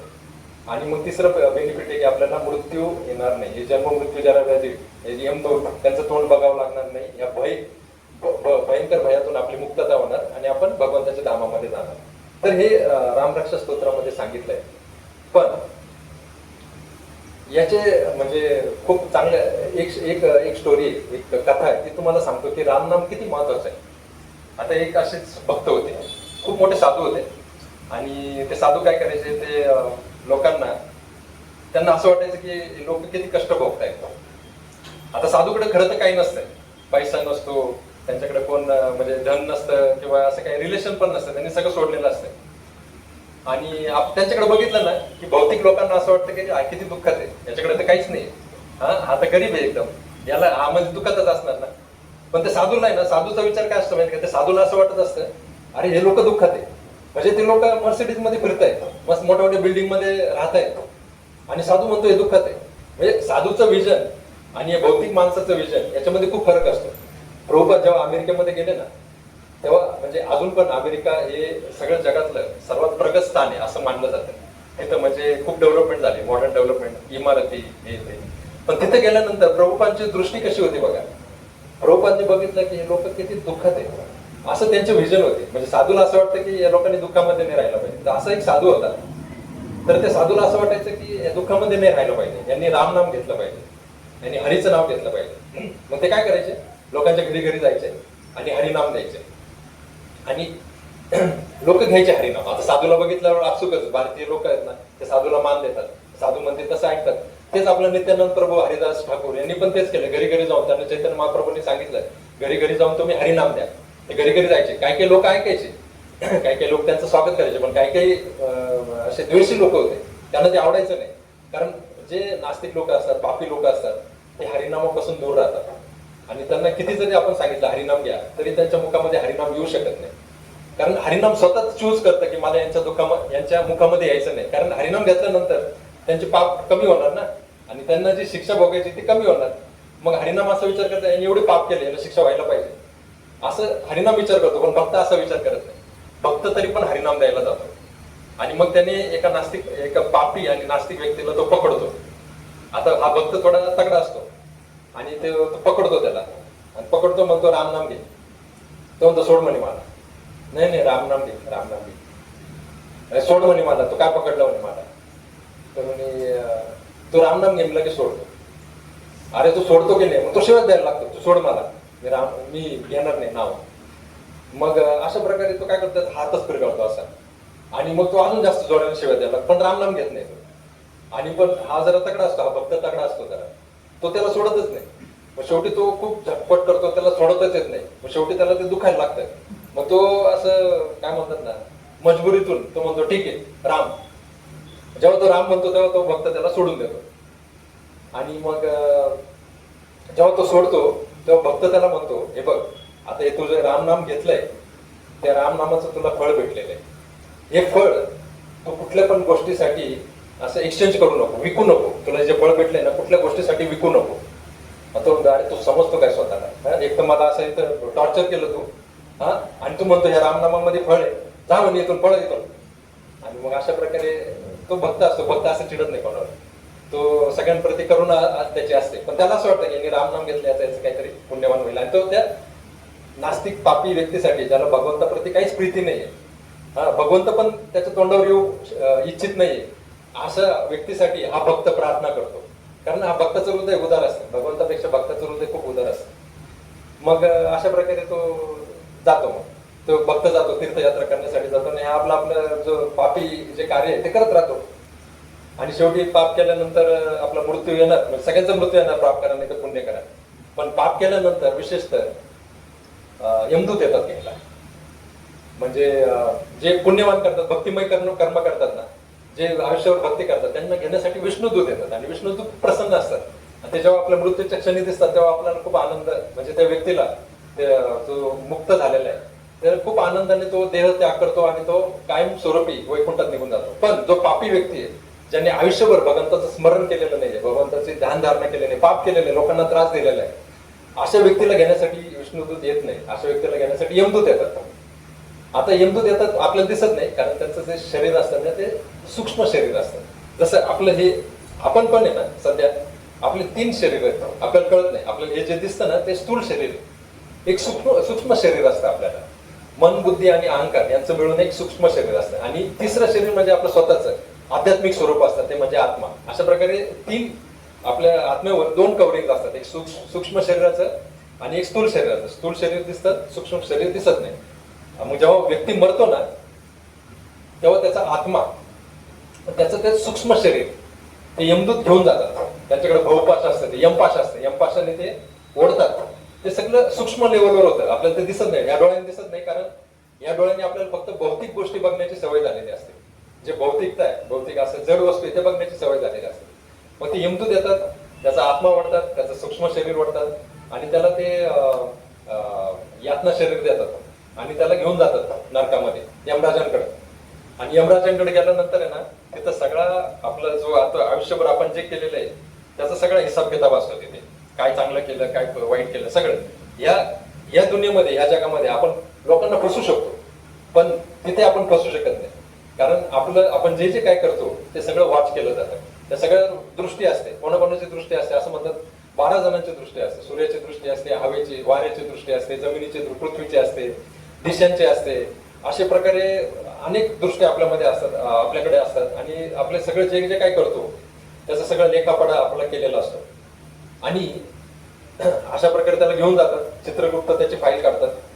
चित्रगुप्त म्हणतात की यमराजांनी याने खूप पाप केलंय, आयुष्यभर नुसतं पाप केलंय, फक्त एकच चांगलं काम त्यांनी केलंय. म्हणजे त्यांनी केलं नाही, ते भक्तांनी कडून घेतलंय त्याच्याकडून. आणि ते म्हणजे एकदा त्यांनी रामनाम घेतलेलं आहे. असं म्हटल्यानंतर यमराज म्हणतात असं आहे का, बरं. मग ते त्याला विचारतात, त्या पापी व्यक्तीला, की बघ तुला आम्ही तुझे जे पापमय कृत्य केलेलं आहे त्याची शिक्षा देऊ, की तुझे हे रामनाम घेतलं, एकच रामनाम घेतलंय तू आयुष्यभर, की त्याचं फळ देऊ आधी, हे तू ठरव. मग तो विचार करतो. आणि मग तिथे आहे ना त्याला त्या भक्ताची गोष्ट आठवते. त्या भक्ताने जर पकडलेलं असतं ना आणि भक्त म्हटलेला असतो की हे रामनाम कोणत्याही परिस्थितीत कुठल्याही गोष्टीसाठी विकू नको, मग त्याला ते आठवतं तिथे. आणि मग तो विचार करतो की हे रामनाम तर मी याचं फळ मी घेणार नाहीये, पण या रामनामाच्या बळावर मला अजून काय काय करता येईल, असं तो धूर्त असतो. पण तिथे पण त्याची धूर्तता टिकलेली असते, कारण तो सूक्ष्म शरीराबरोबर गेलेला असतो ना. मन, बुद्धी गेलेली असते त्याच्याबरोबर. शरीर जरी राहिलं असतं तरी बुद्धी गेलेली असते. तर मग तिथं पण धूर्त असतो तो म्हणतो, मला तुम्ही एक सांगता का यमराज, की हे रामनाम जे आहे त्याचं म्हणजे मला तर ते भोगायचंय, फळ भोगायचंय, पण मला तुम्ही त्याची जरा हे सांगता का, म्हणजे महात्म्य सांगता का रामनामाचं, म्हणजे मला कळेल की त्याच्या बदल्यात मी काय घ्यायला पाहिजे तुमच्याकडून. अशा प्रकारे तो यमराजांना ट्रिक करतो. आता यमराज म्हणजे साक्षात 12 महाभागवत जे आहेत त्यापैकी एक यमराज आहे. म्हणजे यमराज म्हणजे भगवान विष्णूंचे 12 जे महाजन म्हटले त्याच्यामधले एक आहे, म्हणजे महान भक्त आहेत यमराज म्हणजे. म्हणून तर त्यांना ती पोस्ट दिलेली आहे, जस्टिस करण्याची. यमराज म्हणजे काय, जस्टिस करतात ना ते, म्हणून त्यांना ती पोस्ट दिलेली. म्हणून यमराज म्हणतात की हरिनामाची ग्लोरीज तर खूप आहे, म्हणजे भरपूर आहे. मी माझ्या तोंडाने त्याचं वर्णनच करू शकत नाही. आपण एक काम करू, आपण माझ्यापेक्षा वरचढ जो आहे त्या व्यक्तीकडे जाऊ आणि ती समजून घेऊ, कारण मला पण ऐकायचंय. म्हणजे जो भक्त असतो ना त्याला रामनाम किंवा कृष्णनाम, हरिनाम याचं ऐकायला आवडतं, याचे जे ग्लोरीज आहे ते ऐकायला आवडतं. तर मग महात्म्य ऐकायला आवडतं, त्याला खूप ते श्रवण करायला आवडतं. तर मग तो जातो. तो यमराज त्यांना म्हणतात की हे बघा, इंद्रदेव हे स्वर्गाचे राजा आहे, आपण त्यांच्याकडे जाऊ आणि ते आपल्याला हरिनामाच्या ग्लोरीज सांगतील. आपण जाऊ, मला पण ऐकायचं, मी पण येतो तुमच्याबरोबर. मग आता इंद्र लोकांमध्ये जायचं म्हटल्यावर यमदूतांना प्रवेश नाही. तिथं मग फक्त यमराज आणि चित्रगुप्त येऊ शकतात. मग हा व्यक्ती जरा धूर्त असतो. तो म्हणतो मी तिथं पायी नाही जाणार, हा मला तुम्ही पालखीमध्ये घेऊन जायचं. आता यमराज म्हणतात पालखीमध्ये का, ठीक आहे चल, आता रामनाम ऐकण्यासाठी आम्ही म्हणजे आमची उत्कंठा वाढलेली, आम्ही तुला पालखीमध्ये घेऊन जातो. मग पुढून चित्रगुप्त मागून यमराज त्याला पालखीमध्ये घेऊन जातात इंद्रलोकामध्ये. आणि इंद्र लांबून बघतात, अरे यमराज आणि चित्रगुप्त एका व्यक्तीला पालखीमध्ये घेऊन येतात, मोठा व्यक्ती असला पाहिजे. ते लांबूनच त्यांना नमस्कार करतात, त्या व्यक्तीला नमस्कार करतात. जे पापी व्यक्ती बसलेला त्यांना माहित नसतं, त्यांना असं वाटतं की अरे यमराज आणि चित्रगुप्त पालखीमध्ये घेऊन येतात, मोठा व्यक्ती असणार. मग जेव्हा यमराजांनी ते तिथे जातात, पालखी ठेवतात आणि मग इंद्रदेव विचारतात कोण आहेत, महाशय कोण आहेत. तर यमराज म्हणतात त्याच्यावर जाऊ नये, पापी व्यक्ती येतो एकदम. तर त्या पापी व्यक्तीची अशी इच्छा आहे, त्याला रामनाम ऐकायचंय आणि मग ते रामनाम ऐकण्यासाठी आम्ही त्याला पालखीमध्ये घेऊन आलोय, आम्हाला पण ऐकायचं रामनामाचं महात्म्य. तर मग इंद्रदेव म्हणतात हे बघा महात्म्य तर खूप आहे बरं का. इंद्रदेव म्हणतात तुम्ही जर तराजू घेतला, हा तराजूच्या एका भागामध्ये पूर्ण सृष्टी टाका, म्हणजे पूर्ण जे ब्रह्मांड आहे ते टाका, ब्रह्मांडाची अख्खी संपत्ती टाका, ब्रह्मांडाची अख्खी सिद्धी टाका, ब्रह्मांडाची अख्खी यश टाका, म्हणजे सगळं टाका, ब्रह्मांडाचं जे काही चांगलं असं सगळं त्याच्यामध्ये टाका. आणि एका बाजूला रामनाम टाका, एका बाजूला रामनाम ठेवा. तरी पण ते रामनामाचं पारड आहे ना ते जड होईल. म्हणजे ब्रह्मांडाचं जेवढं आहे त्याची थोडी सुद्धा सर त्या याला येणार नाही. रामनाम म्हणजे रामनामच्या कंपॅरिझन मध्येच नाही ब्रह्मांड. रामनाम खूप पॉवरफुल आहे आणि एवढं आहे. तर मग मी अजून काय हे करू, अजून काय म्हणजे याच्यापेक्षा जास्त जर ऐकायचं असेल तर आपल्याला ब्रह्मदेवाकडे जावं लागेल. आपण ब्रह्मदेवाकडे जाऊया. आता ब्रह्मदेव राहतात ब्रह्मलोकामध्ये, सत्य लोकामध्ये. तर सत्य लोकामध्ये राहतात तर तिथं चित्रगुप्तला एंट्री नाही, तिथं एंट्री कोणाला आहे, फक्त इंद्रदेव आणि यमराज दोघांनाच एंट्री. मग इंद्रदेव आणि यमराज त्याची पालखी घेऊन पुढे जातात, त्याला पालखीमध्येच ठेवलेलं आहे. आणि जेव्हा ब्रह्मलोकामध्ये जातात ब्रह्मदेव बघतात आणि ब्रह्मदेवला होतं अरे इंद्रदेव आणि यमराज पालखीमध्ये घेऊन येतात, महान सोल असला पाहिजे बरं का. आणि मग त्याचं ग्लोरिफिकेशन करतात ते, त्याला जाणण्याच्या आधी वा वा किती महान सोल आहे, महान साधू आहे, वा वा माझ्या ब्रह्मलोकामध्ये आले, वा वा. तर मग अशा प्रकारे ते जेव्हा जातात जवळ तेव्हा ब्रह्मदेव विचारतात कोण आहे, महाशय कोण आहे. तर यमराज आणि इंद्रदेव म्हणतात याच्या दिसण्यावरून जाऊ नका, पापी माणूस आहे, लय पाप केले त्यांनी आयुष्यभर आणि नुसतं म्हणजे पापच करत सुटलाय, नास्तिक होता नुसता, भगवंताचं नावच घेत नव्हता, फक्त एक रामाच्या बळावर इथपर्यंत आलेला आहे ब्रह्म लोकांपर्यंत. तर मग ब्रह्मदेव म्हणतात ठीक आहे कशासाठी आला. नाही त्याला म्हणे हरिनामाची जी महात्म्य आहे, रामनामाचं महात्म्य एका रामनामाचं ते ऐकायचंय, ते श्रवण करायचंय आणि ते आम्हाला पण श्रवण करायचं होतं म्हणून आम्ही तुमच्याकडे आलो त्याला घेऊन एवढ्या पालखीमध्ये बसून. मग ब्रह्मदेव म्हणतात हे बघा रामनामाचं महात्म्य एवढं आहे त्याच्यामुळे मी ह्या जागेवर बसलोय. ब्रह्म जे मी सृष्टीचा निर्माता आहे ते निर्माण का करू शकतोय, कारण हे रामनामाच्या बळावरच करू शकतो. पण मला पण रामनामाचं पूर्णपणे महात्म्य सांगता येणार नाही. हे महात्म्य जर कोणाला सांगता येईल तर शिवजी, आपण शिवजींकडे जाऊया. मग ते निघतात, तिघं पण जातात, कैलासामध्ये जातात आणि कैलासामध्ये जातात. मग ब्रह्मदेव जातात आणि या दोघांनी त्यांना पालखीमध्ये घेतलेलं असतं. मग शिवजी पण बघतात, शिवजींना पण थोडं आश्चर्य वाटतं, अरे कोण आहे ते महाशय, चांगले महाशय दिसतात. आणि मग शिवजी पण तिथं त्याला असं हात वगैरे लावतात, अरे वा आलास तू, यांच्या बरोबर आलास. तर मग तिथं शिवजी विचारतात हा कोण आहे, ते सांगतात पापी व्यक्ती. आणि मग ब्रह्मदेव म्हणतात की काय झालंय, याला रामनामाचं महात्म्य ऐकायचंय, एक रामनामामध्ये किती महात्म्य हे ऐकायचंय. म्हणून आम्ही यमपुरीमधून, इंद्रपुरीमधून, ब्रह्मलोकातून आता आम्ही कैलासावर आलेलो आहे तुमच्या तोंडून ऐकण्यासाठी की रामनामाचं महात्म्य किती. मग ब्रह्मदेव शिवजी त्यांना सगळं, आता शिवजींना सगळंच माहिती आहे. शिवजी त्यांना सांगतात, भरभरून सांगतात, हरी हरी हरी मंत्र हा शिवाचा. ज्ञानदेव महाराज म्हणतात हरी हरी हरी मंत्र हा शिवाचा. शिवजी पण रामनामाचा जप करत असतात, शिवजींना सगळं माहिती आहे रामनामाचं. शिवजी त्यांना सांगतात सगळं महात्म्य, पण ते म्हणतात तरी पण हे सगळं महात्म्य मी माझ्या तोंडाने सांगू शकत नाही. हे महात्म्य जर कोणी सांगू शकेल पुरेपूर्ण तर ते विष्णूच असणार. आपण एक काम करू, विष्णूंकडे जाऊ. आता विष्णू राहतात क्षीरसागरामध्ये. आता क्षीरसागरामध्ये विष्णूंचा ऍक्सेस डायरेक्ट नसतो सगळ्यांना, सगळे तिथे जाऊन प्रार्थना करतात मग हे जातात तिथे क्षीरसागरामध्ये आणि त्यांना विष्णूंना कळतं की आलेत आता हे सगळे. मग विष्णू त्यांना विचारतात की काय प्रयोजन तुमचं येण्याचं. मग शिवजी म्हणतात की असा असा पापी व्यक्ती आहे आणि त्याला राम नामाचं जे महात्म्य आहे ते ऐकायचंय, तर त्यासाठी आम्ही त्याला इकडे घेऊन आलो. नुसतं त्यालाच नाही, आम्हाला पण ऐकायची इच्छा आहे. म्हणजे बघा बरं का, भक्ताचा स्वभाव असा असतो की जेवढं हरीबद्दल ऐकता येईल तेवढं ते ऐकतात. आणि हीच गोष्ट आपल्या याच्यामध्ये पण झाली होती, जेव्हा परीक्षित महाराज शुभदेव तिथं बसले हरिकथा ऐकायला, 7 दिवस त्यांच्याकडे राहिले होते, तेव्हा शुभदेव महाराज आले तिथं हरिकथा करण्यासाठी. तेव्हा तिथं किती म्हणजे ब्रह्मांडातले महान महान ऋषीमुनी आले होते, नारद मुनी आले होते, व्यासदेव आले होते, वशिष्ठ, विश्वामित्र, देवल, असे ते सगळे महान महान लोक. आता यांना काय माहित नाही बरं, शुभदेव गोस्वामी तर एकदम यंग होते, त्यांच्याकडून अजून काय ऐकायला भेटणार. पण तरी पण भक्ताचा स्वभाव असा असतो की जेवढं जेवढं हरिनाम ऐकता येईल, जेवढं जेवढं श्रवण करता येईल तेवढं त्याला अधिक हवं असतं, कारण हरिनामामध्ये त्याचा खरा आनंद असतो. मग ते म्हणतात की आम्ही पण आलोय ते रामनामाची माहिती ऐकण्यासाठी, तर आम्हाला तुमच्या तोंडून ऐकायला आवडेल की रामनामाचं खरं महात्म्य किती आहे, एका रामनामाचं मूल्य किती आहे, आम्हाला ऐकायला आवडेल. मग अशा प्रकारे विष्णू त्यांना काय म्हणतात की एक काम करा, शिवजी आणि ब्रह्माजी तुम्ही ह्या व्यक्तीला तुमच्या खांद्यावर बसून माझ्याकडे आणा आणि माझ्या मांडीवर बसवा, मग मी तुम्हाला सांगतो. मग शिवजी आणि ब्रह्माजी त्यांना घेतात खांद्यावर आणि विष्णूंकडे जातात आणि विष्णूंच्या मांडीवर बसवतात आणि ते म्हणतात आता सांगा. ते म्हणतात हे बघा, एका रामनामाचं महात्म्य हेच आहे की हा पापीतला जो जीवात्मा आहे, तो जीवात्मा शिवजी आणि ब्रह्माजींसारख्या देवतांच्या खांद्यावर बसून तो विष्णूंच्या म्हणजे त्याचं पापातून मुक्त होऊन तो विष्णूंच्या मांडीवर बसतोय आणि तो वैकुंठाप्रती प्राप्त होतात. विष्णू म्हणजे काय साधारण बैतूल जागतामध्ये नाही, वैकुंठामध्ये, म्हणजे तो वैकुंठ प्राप्त करतोय, सगळं त्याचे पाप निघून जातात एका रामनामाने. हे रामनामाचं महात्म्य आहे.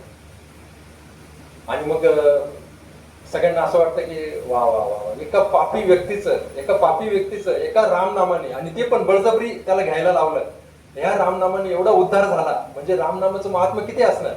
पण हा उद्धार कसा झाला बरं का. आता आपण विचार करू की ठीक आहे, आपण एक रामनाम घेऊ आणि आपला पण उद्धार होईल. तर ही गोष्ट त्याच्यासाठी नाहीये, ही गोष्ट याच्यासाठी आहे की आपल्याला ते रामनामाचं महात्म्य कळावं. आता कसं आहे, अजामिलाने पण एकदा नारायण राम घेतलं, जेव्हा तो मरत होता तेव्हा तो नारायण म्हटला. पण नारायण कोणाला उद्देशून म्हटला, स्वतःच्या मुलाला, विष्णूला पण नाही. आयुष्यभर त्यांनी पण पाप केलं होतं, असं खूप त्याने म्हणजे अत्याचार केले लोकांवर, लुबाडलं, मारलं लोकांना. पण शेवटच्या क्षणी जेव्हा तो नारायण म्हटला तेव्हा त्याला पण घेण्यासाठी विष्णुदूत आले. पण नारायण म्हटल्यामुळं विष्णुदूत पण आले तिथं. म्हणजे तुम्ही बऱ्याच जणांनी अजामिलची स्टोरी ऐकली असेल, तर मग ती अजामिलची स्टोरी आपल्या भागवतामध्ये येते. ती पण अशी स्टोरी आहे, म्हणजे एका नारायण नावामुळं अजामिल वाचला, एका राम नामामुळं हा पापी व्यक्ती म्हणजे त्याचं सगळं पाप त्याचं निघून गेलं. ते कशाच्या बळावर शक्य झालं माहितीये का, कारण तो जो भक्त होता, ज्या भक्ताने त्याला रामनाम घ्यायला लावलं, तो शुद्ध भक्त होता आणि त्या शुद्ध भक्ताने त्याच्यासाठी प्रार्थना केली होती. म्हणजे बघा, आता आपण असं जर विचार केला की माझ्या बाबतीत पण असं घडायला पाहिजे, मी एकदा रामनाम घेतलं की मला पण व्हायला पाहिजे, पण ते आपल्या हातामध्ये नाही. कसं असतं, 2 प्रकारचे भक्त असतात, एक कृपासिद्ध आणि एक साधना सिद्ध. कृपासिद्ध म्हणजे त्यांनी जरी पाप केलेले असतील तरी पण भगवंताच्या कृपेने तो ह्या पापातून मुक्त होतो, जसा या व्यक्तीच्या बाबतीत घडलं. पण दुसरा एक असतो तो साधना सिद्ध. साधना सिद्ध म्हणजे त्यांनी आयुष्यभर साधना केलेली असते, त्या साधनाच्या बळावर भगवंताची कृपा त्याच्यावर झालेली असते आणि तो साधना सिद्ध. अशा प्रकारचे 2 प्रकारचे भक्त असतात. ते कृपासिद्ध खूप रेअर असतात, हे कॉमन मध्ये भेटणार नाही आपल्याला, हे आपल्या गोष्टीमध्येच भेटतील आपल्याला. तर अशा प्रकारे रामनामाचं महात्म्य आहे. तर हे रामनामाचं जे महात्म्य आहे, आपण रामरक्षामध्ये पण ऐकतो, राम रामेती रामेती रमे रामे मनोरमे सहस्त्र नाम तत्तुल्यम राम नाम वरामे. म्हणजे एक रामनाम हे विष्णू सहस्त्रनाम इतका फळ देतं. म्हणजे विष्णू सहस्त्रनाम म्हणायला आपल्याला जर 45 मिनिटं लागतील, तर एका सेकंदाच्या आत आपण रामनाम म्हटलं, राम, तर ते फळ आपल्याला म्हणजे रामनामाचं फळ विष्णू सहस्त्रनाम इतकं आहे. आणि तसंच एक ब्रह्मांड पुराणमध्ये एक श्लोक येतो, त्या श्लोक मध्ये असं सांगितलंय की 3000 विष्णू सहस्त्रनाम, 3000 विष्णू नाम जे आहेत, 3दा आपण जेव्हा जर म्हटलं विष्णू सहस्त्रनाम 3दा जर म्हटले, तर 3दा म्हटल्याचं फळ एकदा कृष्ण नाम म्हटल्याप्रमाणे. म्हणजे आपण कृष्ण नाम म्हटलं तर आपल्याला 3000 वेळा विष्णू नाम घेतल्याचं फळ मिळणार. एक राम नाम घेतलं तर 1000 वेळेस विष्णूचं नाम घेतल्याचं फळ आपल्याला मिळणार. त्याच्यामुळं आपण जेव्हा आता विचार करा, आपण कलिसंतरण उपनिषद मध्ये आपल्याला ब्रह्मदेवाने नारद मुनी कडून आपल्याला एक जो मंत्र दिला, हरे कृष्ण कृष्ण कृष्ण हरे हरे, हरे राम राम राम हरे हरे. आता याच्यामध्ये 4 वेळेस रामजींचं नाव येतं, 4 वेळेस कृष्णाचं नाव येतं आणि 8 वेळेस हरे म्हणजे कृष्णाची शक्ती त्याचं नाव येतं. म्हणजे विचार करा, एका महामंत्रामध्ये आपल्याला किती पुण्य अर्जित होत असेल बरं, किती पुण्य अर्जित होत असेल. म्हणजे आपण त्याची गणनाच करू शकत नाही. म्हणजे इथं बसलेले जे आपण जे भक्त आहेत सगळे, आपण राम नाम करतोय, हरिनाम घेतोय, हरे कृष्ण महामंत्राचं जप करतोय, ते जप आपल्याला सगळ्या संकटातून, ह्या कलीच्या सगळ्या कलहातून, कलीच्या सगळ्या डिस्टर्बन्स मधून, कलीच्या सोडा या भौतिक जगातल्या सगळ्या कल्मशापासून आपल्याला मुक्त करणार आहे. त्याच्यामुळे त्याच्यासाठी आपल्याला फक्त एकच रिक्वायरमेंट आहे. आणि ती रिक्वायरमेंट काय माहिती का, म्हणजे आपली श्रद्धा. आपली श्रद्धा असली पाहिजे की हे बरोबर आहे. आता हे बरोबर कशामुळे मी सांगतो म्हणून नाही, आपण शास्त्र बघितले, शास्त्रांमध्ये प्रमाण बघितले, साधू बघितले, तुकाराम महाराज किंवा ज्ञानेश्वर माऊली किंवा आपले चैतन्य महाप्रभू, ते पण साधू म्हणून आले होते. ऍक्च्युअली ते भगवान होते, भगवंताचं रूप होते, पण ते साधू म्हणून आले. त्यांनी आपल्याला हरिनामाचं हे दिलं. आता कधी कधी एखाद्या व्यक्तीला असं वाटतं की आपल्याला विश्वास का बसत नाही माहिती का, आपली श्रद्धा का बसत नाही. आपल्याला असं वाटतं की अरे हे तर सगळ्यांनाच अवेलेबल आहे, हे सगळ्यांनाच अवेलेबल आहे, तर मग याचं जेव्हा ते अवेलेबल असतं ना तेव्हा त्याचं मूल्य नसतं. बघा तुम्ही कुठली पण गोष्ट बघा, जे मुबलक प्रमाणात असते तेव्हा त्याचं मूल्य आपल्याला राहत नाही. तशा प्रकारे चैतन्य महाप्रभूंच्या कृपेमुळे काय झालंय, हे हरिनाम, हरिकृष्ण महामंत्र, याला महामंत्र म्हणतात. हा महामंत्र बाकीच्या मंत्रांपेक्षा वेगळा आहे, कारण हा महामंत्र आहे. आपण महामंत्र आता का आपल्याला तुम्हाला आयडिया आली असेल, 4 राम नाम आहे, 4 कृष्ण नाम आहे, म्हणजे किती 1000 विष्णू सहस्त्र नाम आहे ते बघा. तर हा महामंत्र आहे आणि हा ब्रह्माजींनी कलिसंतरण उपनिषद मध्ये सांगितलेला आहे आणि सगळे आपले जे संत आहेत ते याचा उच्चार करतात. तर हा जो महामंत्र आहे हा मुबलक प्रमाणात सगळीकडे अवेलेबल असल्यामुळे आपल्याला त्याचं महत्व कळत नाही आणि ते मुबलक प्रमाणे असल्यामुळे आपण त्याचं मूल्य करू शकत नाही. तर कसं असतं, आपल्याला त्याचं जर मूल्य करून घ्यायचं असेल तर आपल्याला त्याचं महात्म्य ऐकावं लागेल. हे जे महात्म्य आपण जे म्हणतोय ते आपण ऐकलं तरच आपण त्याची कदर करणार, आपण त्याचं मूल्य करणार, हो की नाही. आपण जर ऐकलंच नाही तर आपल्याला कळणारच नाही. मग श्रवण करणं ही महत्वाची गोष्ट आहे. आणि दुसरं, श्रवण कधी करू शकतो आपण, जेव्हा आपण भक्तांच्या संगतीत राहतो तेव्हाच श्रवण करू शकतो. जेव्हा आपण भक्तांच्या बाहेर जातो, त्यांचे टॉपिक काय, हा तुझ्याकडे किती गाड्या, माझ्याकडे किती जमीन, अरे यावेळेस पाऊसच झाला नाही, अरे ट्रम्पने इथं युद्ध केलं, अरे तेलाचे भाव वाढले, अशा प्रकारे आपण भौतिकच्या गोष्टींचा विचार करतो. पण जेव्हा भक्तांमध्ये येतो तेव्हा आपण हरिनाम सोडून बाकी काहीच विचार करत नाही. म्हणून भक्तांबरोबर राहून त्याचं जास्तीत जास्त आपण श्रवण जेव्हा करणार तेव्हा आपली श्रद्धा वाढणार आणि श्रद्धा वाढवणं खूप गरजेचं आहे. आणि असंच एक वृंदावनमध्ये एक व्यक्ती गेला. वृंदावनमध्ये साधू होते, ते पण खूप मोठे साधू होते. तर तो व्यक्ती गेला आणि साधूंना म्हटला की मला एक सिक्रेट मंत्र द्या तुम्ही, म्हणजे गुह्य मंत्र द्या. ज्या मंत्र, आणि पूर्वीच्या काळी असंच होतं बरं का, पूर्वीच्या काळी असे मंत्र उघड दिले जायचे नाही. म्हणजे पूर्वीच्या काळी जेव्हा एखाद्याला आपण बघितलं ना आधीच्या याच्यामध्ये आत्मसाक्षात्कार हे त्यांचं प्रायमरी ध्येय राहायचं, म्हणजे त्यांचं मेन कार्यच तेच राहायचं, आत्मसाक्षात्कार करून घ्या. म्हणजे त्यांना स्वतःहून इच्छा राहायची. जेव्हा स्वतःहून इच्छा राहायची तेव्हा ते मेहनत करायचे, गुरूंच्या आश्रमात जायचे, आश्रमात जाऊन तिथं सेवा करायचे वर्षानुवर्ष. त्याच्यानंतर गुरु कानात मंत्र सांगायचे, असं उघड नाही, कानात मंत्र सांगायचे.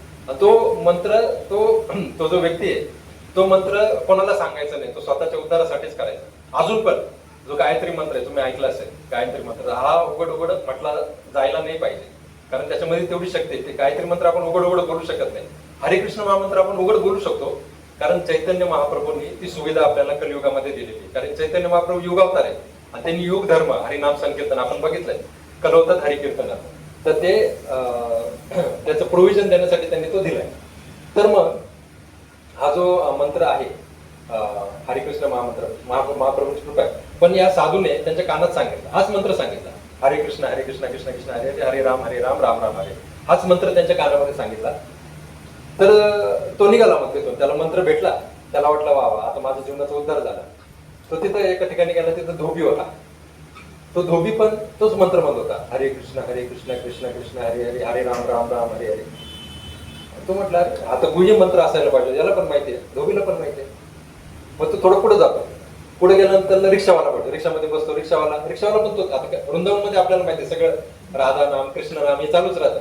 रिक्षावाला पण मंत्र म्हणत होता, हरे कृष्ण कृष्ण कृष्ण हरे हरे, हरे राम राम राम हरे हरे. आता म्हणतो याला पण माहिती आहे. मग तो अजून पुढे जातो, त्या मुली खेळत असतात तिथे, छोट्या छोट्या मुली. आणि मग मुली पण हरे कृष्ण कृष्ण कृष्ण हरे हरे, हरे राम राम राम. आता याला तर काळजीच वाटायला लागते. आता तो म्हणतो मी साधू महाराजांकडे गेलो एखादा गुप्त मंत्र मागण्यासाठी ज्याने माझा उद्धार होईल, पण हा मंत्र तर सगळ्यांनाच माहिती आहे. मग तो परत दुसऱ्या दिवशी साधूंकडे जातो. साधूंना म्हणतो, साधू महाराज तुम्ही मला असा मंत्र दिलाय, तुम्ही म्हटले हा गुप्त आहे, पण हा सगळ्यांना माहिती आहे. मग या मंत्राचं व्हॅल्यू काय, मूल्य काय, सगळ्यांना माहिती असल्यामुळं. मग साधू महाराज म्हणतात, त्याला जास्त शिकवण्याच्या भानगडीत पडत नाही. साधू महाराज त्याच्याकडे आहे ना ते घेरा देतात, घेऱ्याचा असा दगड असतो तो देतात. आणि तो म्हणतो की तू हा जे जे लोक भेटले तुला त्यांना दाखव आणि त्याचं मूल्य विचार किती. मग तो माणूस जातो, आधी धोब्याकडे जातो. धोब्याला म्हणतो मी तुला हा दगड देतो घेऱ्याचा, तुम्हाला त्याच्याबद्दल किती देशील. तो धोबी विचार करतो, अरे हा दगड आहे ना माझी म्हणजे कपडे धुण्यासाठी उपयोगी पडेल. तो म्हणतो मी कपडे धुण्यासाठी जेवढं लागतं दगडासाठी तेवढं मी तुला देतो. मग तो म्हणतो नाही याची किंमत जास्त आहे. मग तो जातो अजून पुढे रिक्षावाल्याकडे आणि रिक्षावाला विचार करतो की रिक्षावाल्याला विचारतो याची किंमत किती करशील, हा दगड मी तुला देतो. रिक्षावाला म्हणतो अरे माझ्या पायामध्ये तसे पण असे खूप रफ झालेला आहे, माझा पाय साफ करण्यासाठी हा दगड मी वापरू शकतो. तो म्हणतो एवढी एवढी किंमत मी तुला देईल, माझे पाय साफ करण्यासाठी उपयोगी पडतो. अरे हिऱ्याचं दगड आहे, याची काहीतरी किंमत कर. नाही म्हणे याच्यापेक्षा जास्त नाही देऊ शकत. मग तो जातो मुलींकडे, त्या मुली तिथे खेळत असतात आणि मुलींना तो विचारतो हा दगड तुम्हाला जर मी दिला हिऱ्याचा तर त्याची किती किती किंमत तुम्ही मला देणार. मुली म्हणतात काही नाही आम्हाला खेळण्यामध्ये उपयोगी होईल, आम्हाला तसंच देऊन टाका. तर तो म्हणतो अरे यांना काही किंमतच माहिती. मग तो परत गुरुदेवांकडे जातो, साधू महाराजांकडे जातो. साधू महाराज म्हणतो की मी तुम्ही दिलेला दगड सगळ्यांना दाखवला पण कोणालाच त्याचं मूल्य माहित नाही. साधू महाराज तेच म्हणतात, हे बघ हरिनाम हरे कृष्ण कृष्ण कृष्ण हरे हरे, हरे राम राम राम हरे हरे हा मंत्र जरी सगळे म्हणत असतील तर सगळ्या लोकांना त्याची किंमत माहिती असेलच असं नाही. त्याच्यामुळे त्याची किंमत मोजायला सगळे लोक तयार होणार नाही आणि त्याला त्यांची श्रद्धा तेवढी नसल्यामुळं तेवढ्या श्रद्धेने तेवढे ते घेऊ शकणार नाही. आणि त्याच्यामुळं त्याला तिथं कळतं की याची जर किंमत माहिती व्हायची असेल तर मला म्हणजे हिऱ्याकडे जावं लागेल, हिऱ्याचा जो व्यापारी त्याच्याकडे जावं लागेल, त्याच्याकडेच मला ती खरी किंमत कळेल. तसंच आपण जेव्हा हरिनाम घेतोय आपण म्हणतोय तर ते हरिनामाचं आपल्याला मूल्य आणि हरिनामाचं महात्म्य हे जर जाणून घ्यायचं असेल तर आपल्याला भक्त समाजामध्येच राहायला पाहिजे. बाकीकडे आपल्याला त्याचा काय म्हणजे गैरवापर झालेला दिसेल. लोक कधी कधी म्हणजे कुत्सितपणे पण घेतात हरे कृष्ण असं, म्हणजे लोक नाव पण ठेवतात अरे हरे कृष्ण असं. तर मग तिथं आपल्याला त्याचे मूल्य कळणार नाही. आपल्याला मूल्य हे भक्तांमध्येच कळेल, कारण भक्ताला त्याची खरी किंमत माहिती झालेली आहे. कारण तो खरा हिऱ्याचा व्यापारी म्हणजे खरा तो भगवंताला नामाला जाणतो तो. तर अशाच प्रकारे खूप खूप खूप आपल्याला चर्चा करता येईल, म्हणजे हरिनामावर खूप खूप चर्चा करता येईल. माझं सांगण्याचं प्रयोजन एवढंच होतं की हा महत्वाचा क्लास याच्यासाठी आहे की ह्या क्लासमधून आपण हेच जर आपण सारांश आपल्या जीवनामध्ये उतरवलं, आपण हरिनाम आपण जर मनापासून घेतलं तर आपल्या अख्ख्या आयुष्याचं कल्याण होऊन जाईल. कारण मृत्यूनंतर काहीच काम येत नाही, हे हरिनाम काम येतं. हरिनाम आपल्याला या जन्ममृत्यू जराव्याधी पुढची योनी याच्यातून सगळ्यातून सोडवणार आणि आपल्याला वैकुंठ धामामध्ये आपलं जे चिन्मय आनंद स्वरूप जे आहे ते प्राप्त करून देणार. एक शेवटी आपण एक छोटस एक सुंदर एक भजन बिल्वमंगल ठाकूरने म्हटलंय तर ते आपण फक्त म्हणूया. खूप सुंदर आहे, माझ्या मागे तुम्ही सगळ्यांनी म्हणा आणि आपण हे क्लास संपूया.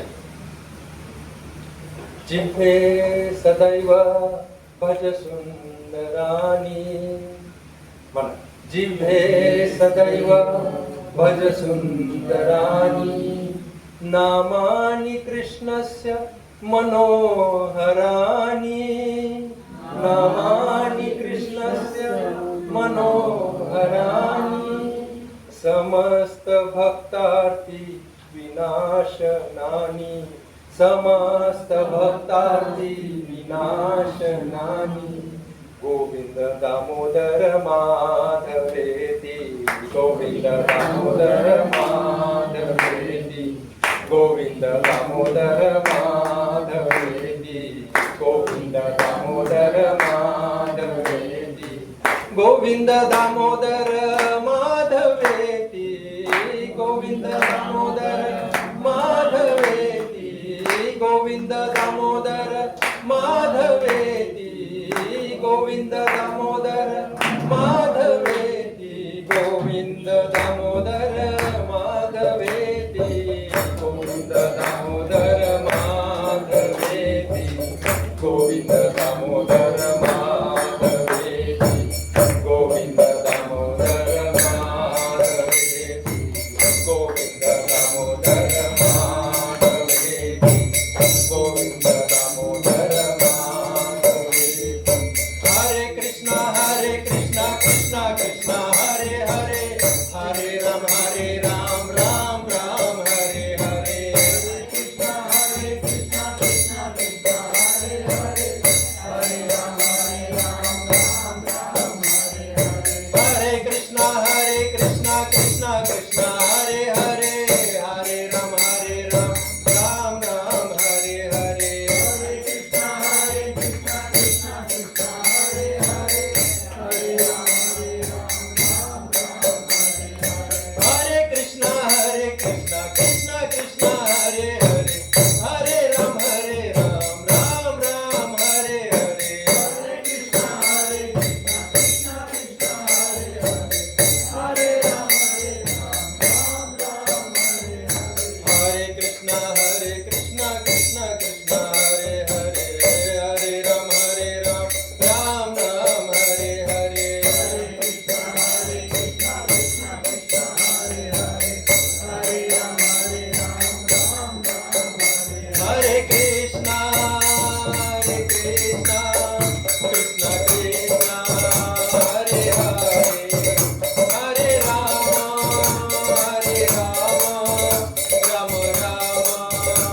हरे हरे हरे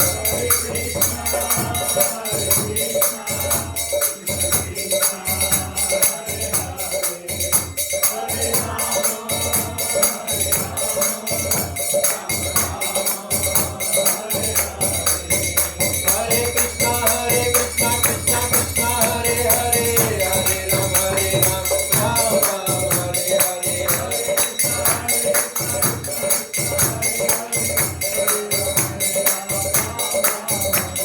हरे कृष्णा कृष्णा कृष्णा हरे हरे हरे राम राम राम हरे हरे हरे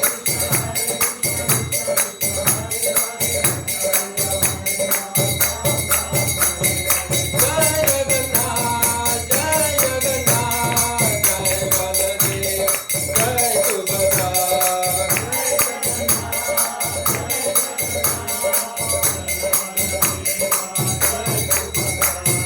सीताराम जय सीताराम सीताराम जय लक्ष्मण हनुमान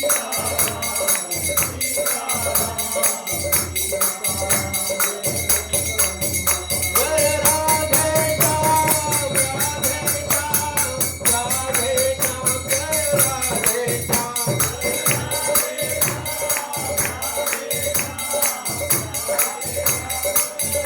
जय वृंदावन धाम जय वृंदावन धाम वृंदावन धाम जय वृंदावन धाम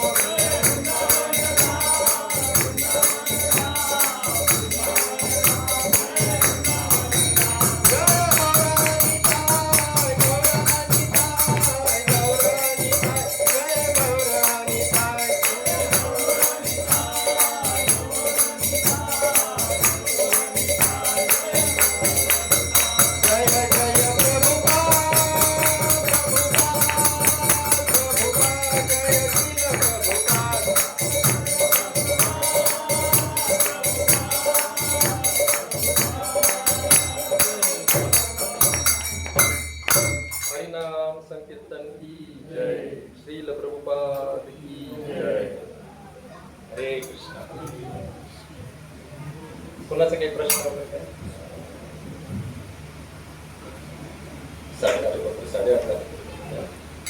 आपण आता प्रसाद घेऊया. नरसिंग आरती म्हणतात ते. तेवढं नरसिंग आरती म्हणून नरसिंग आरती म्हणून फक्त आपण आम्ही फक्त प्रसाद घेऊया.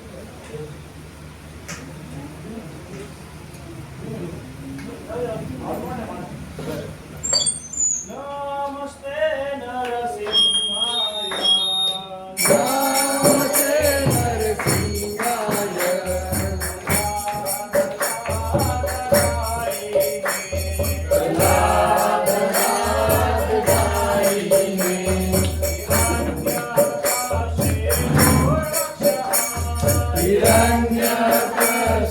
हिरण्यकशिपूर्वक्षः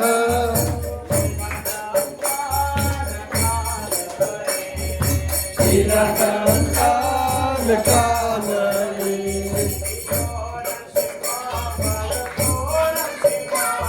इतो नरसिंहा परतो नरसिंहा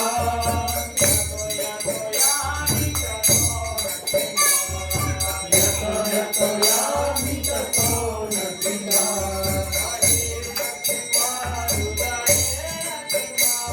हरे नरसिंहा हृदये नरसिंहा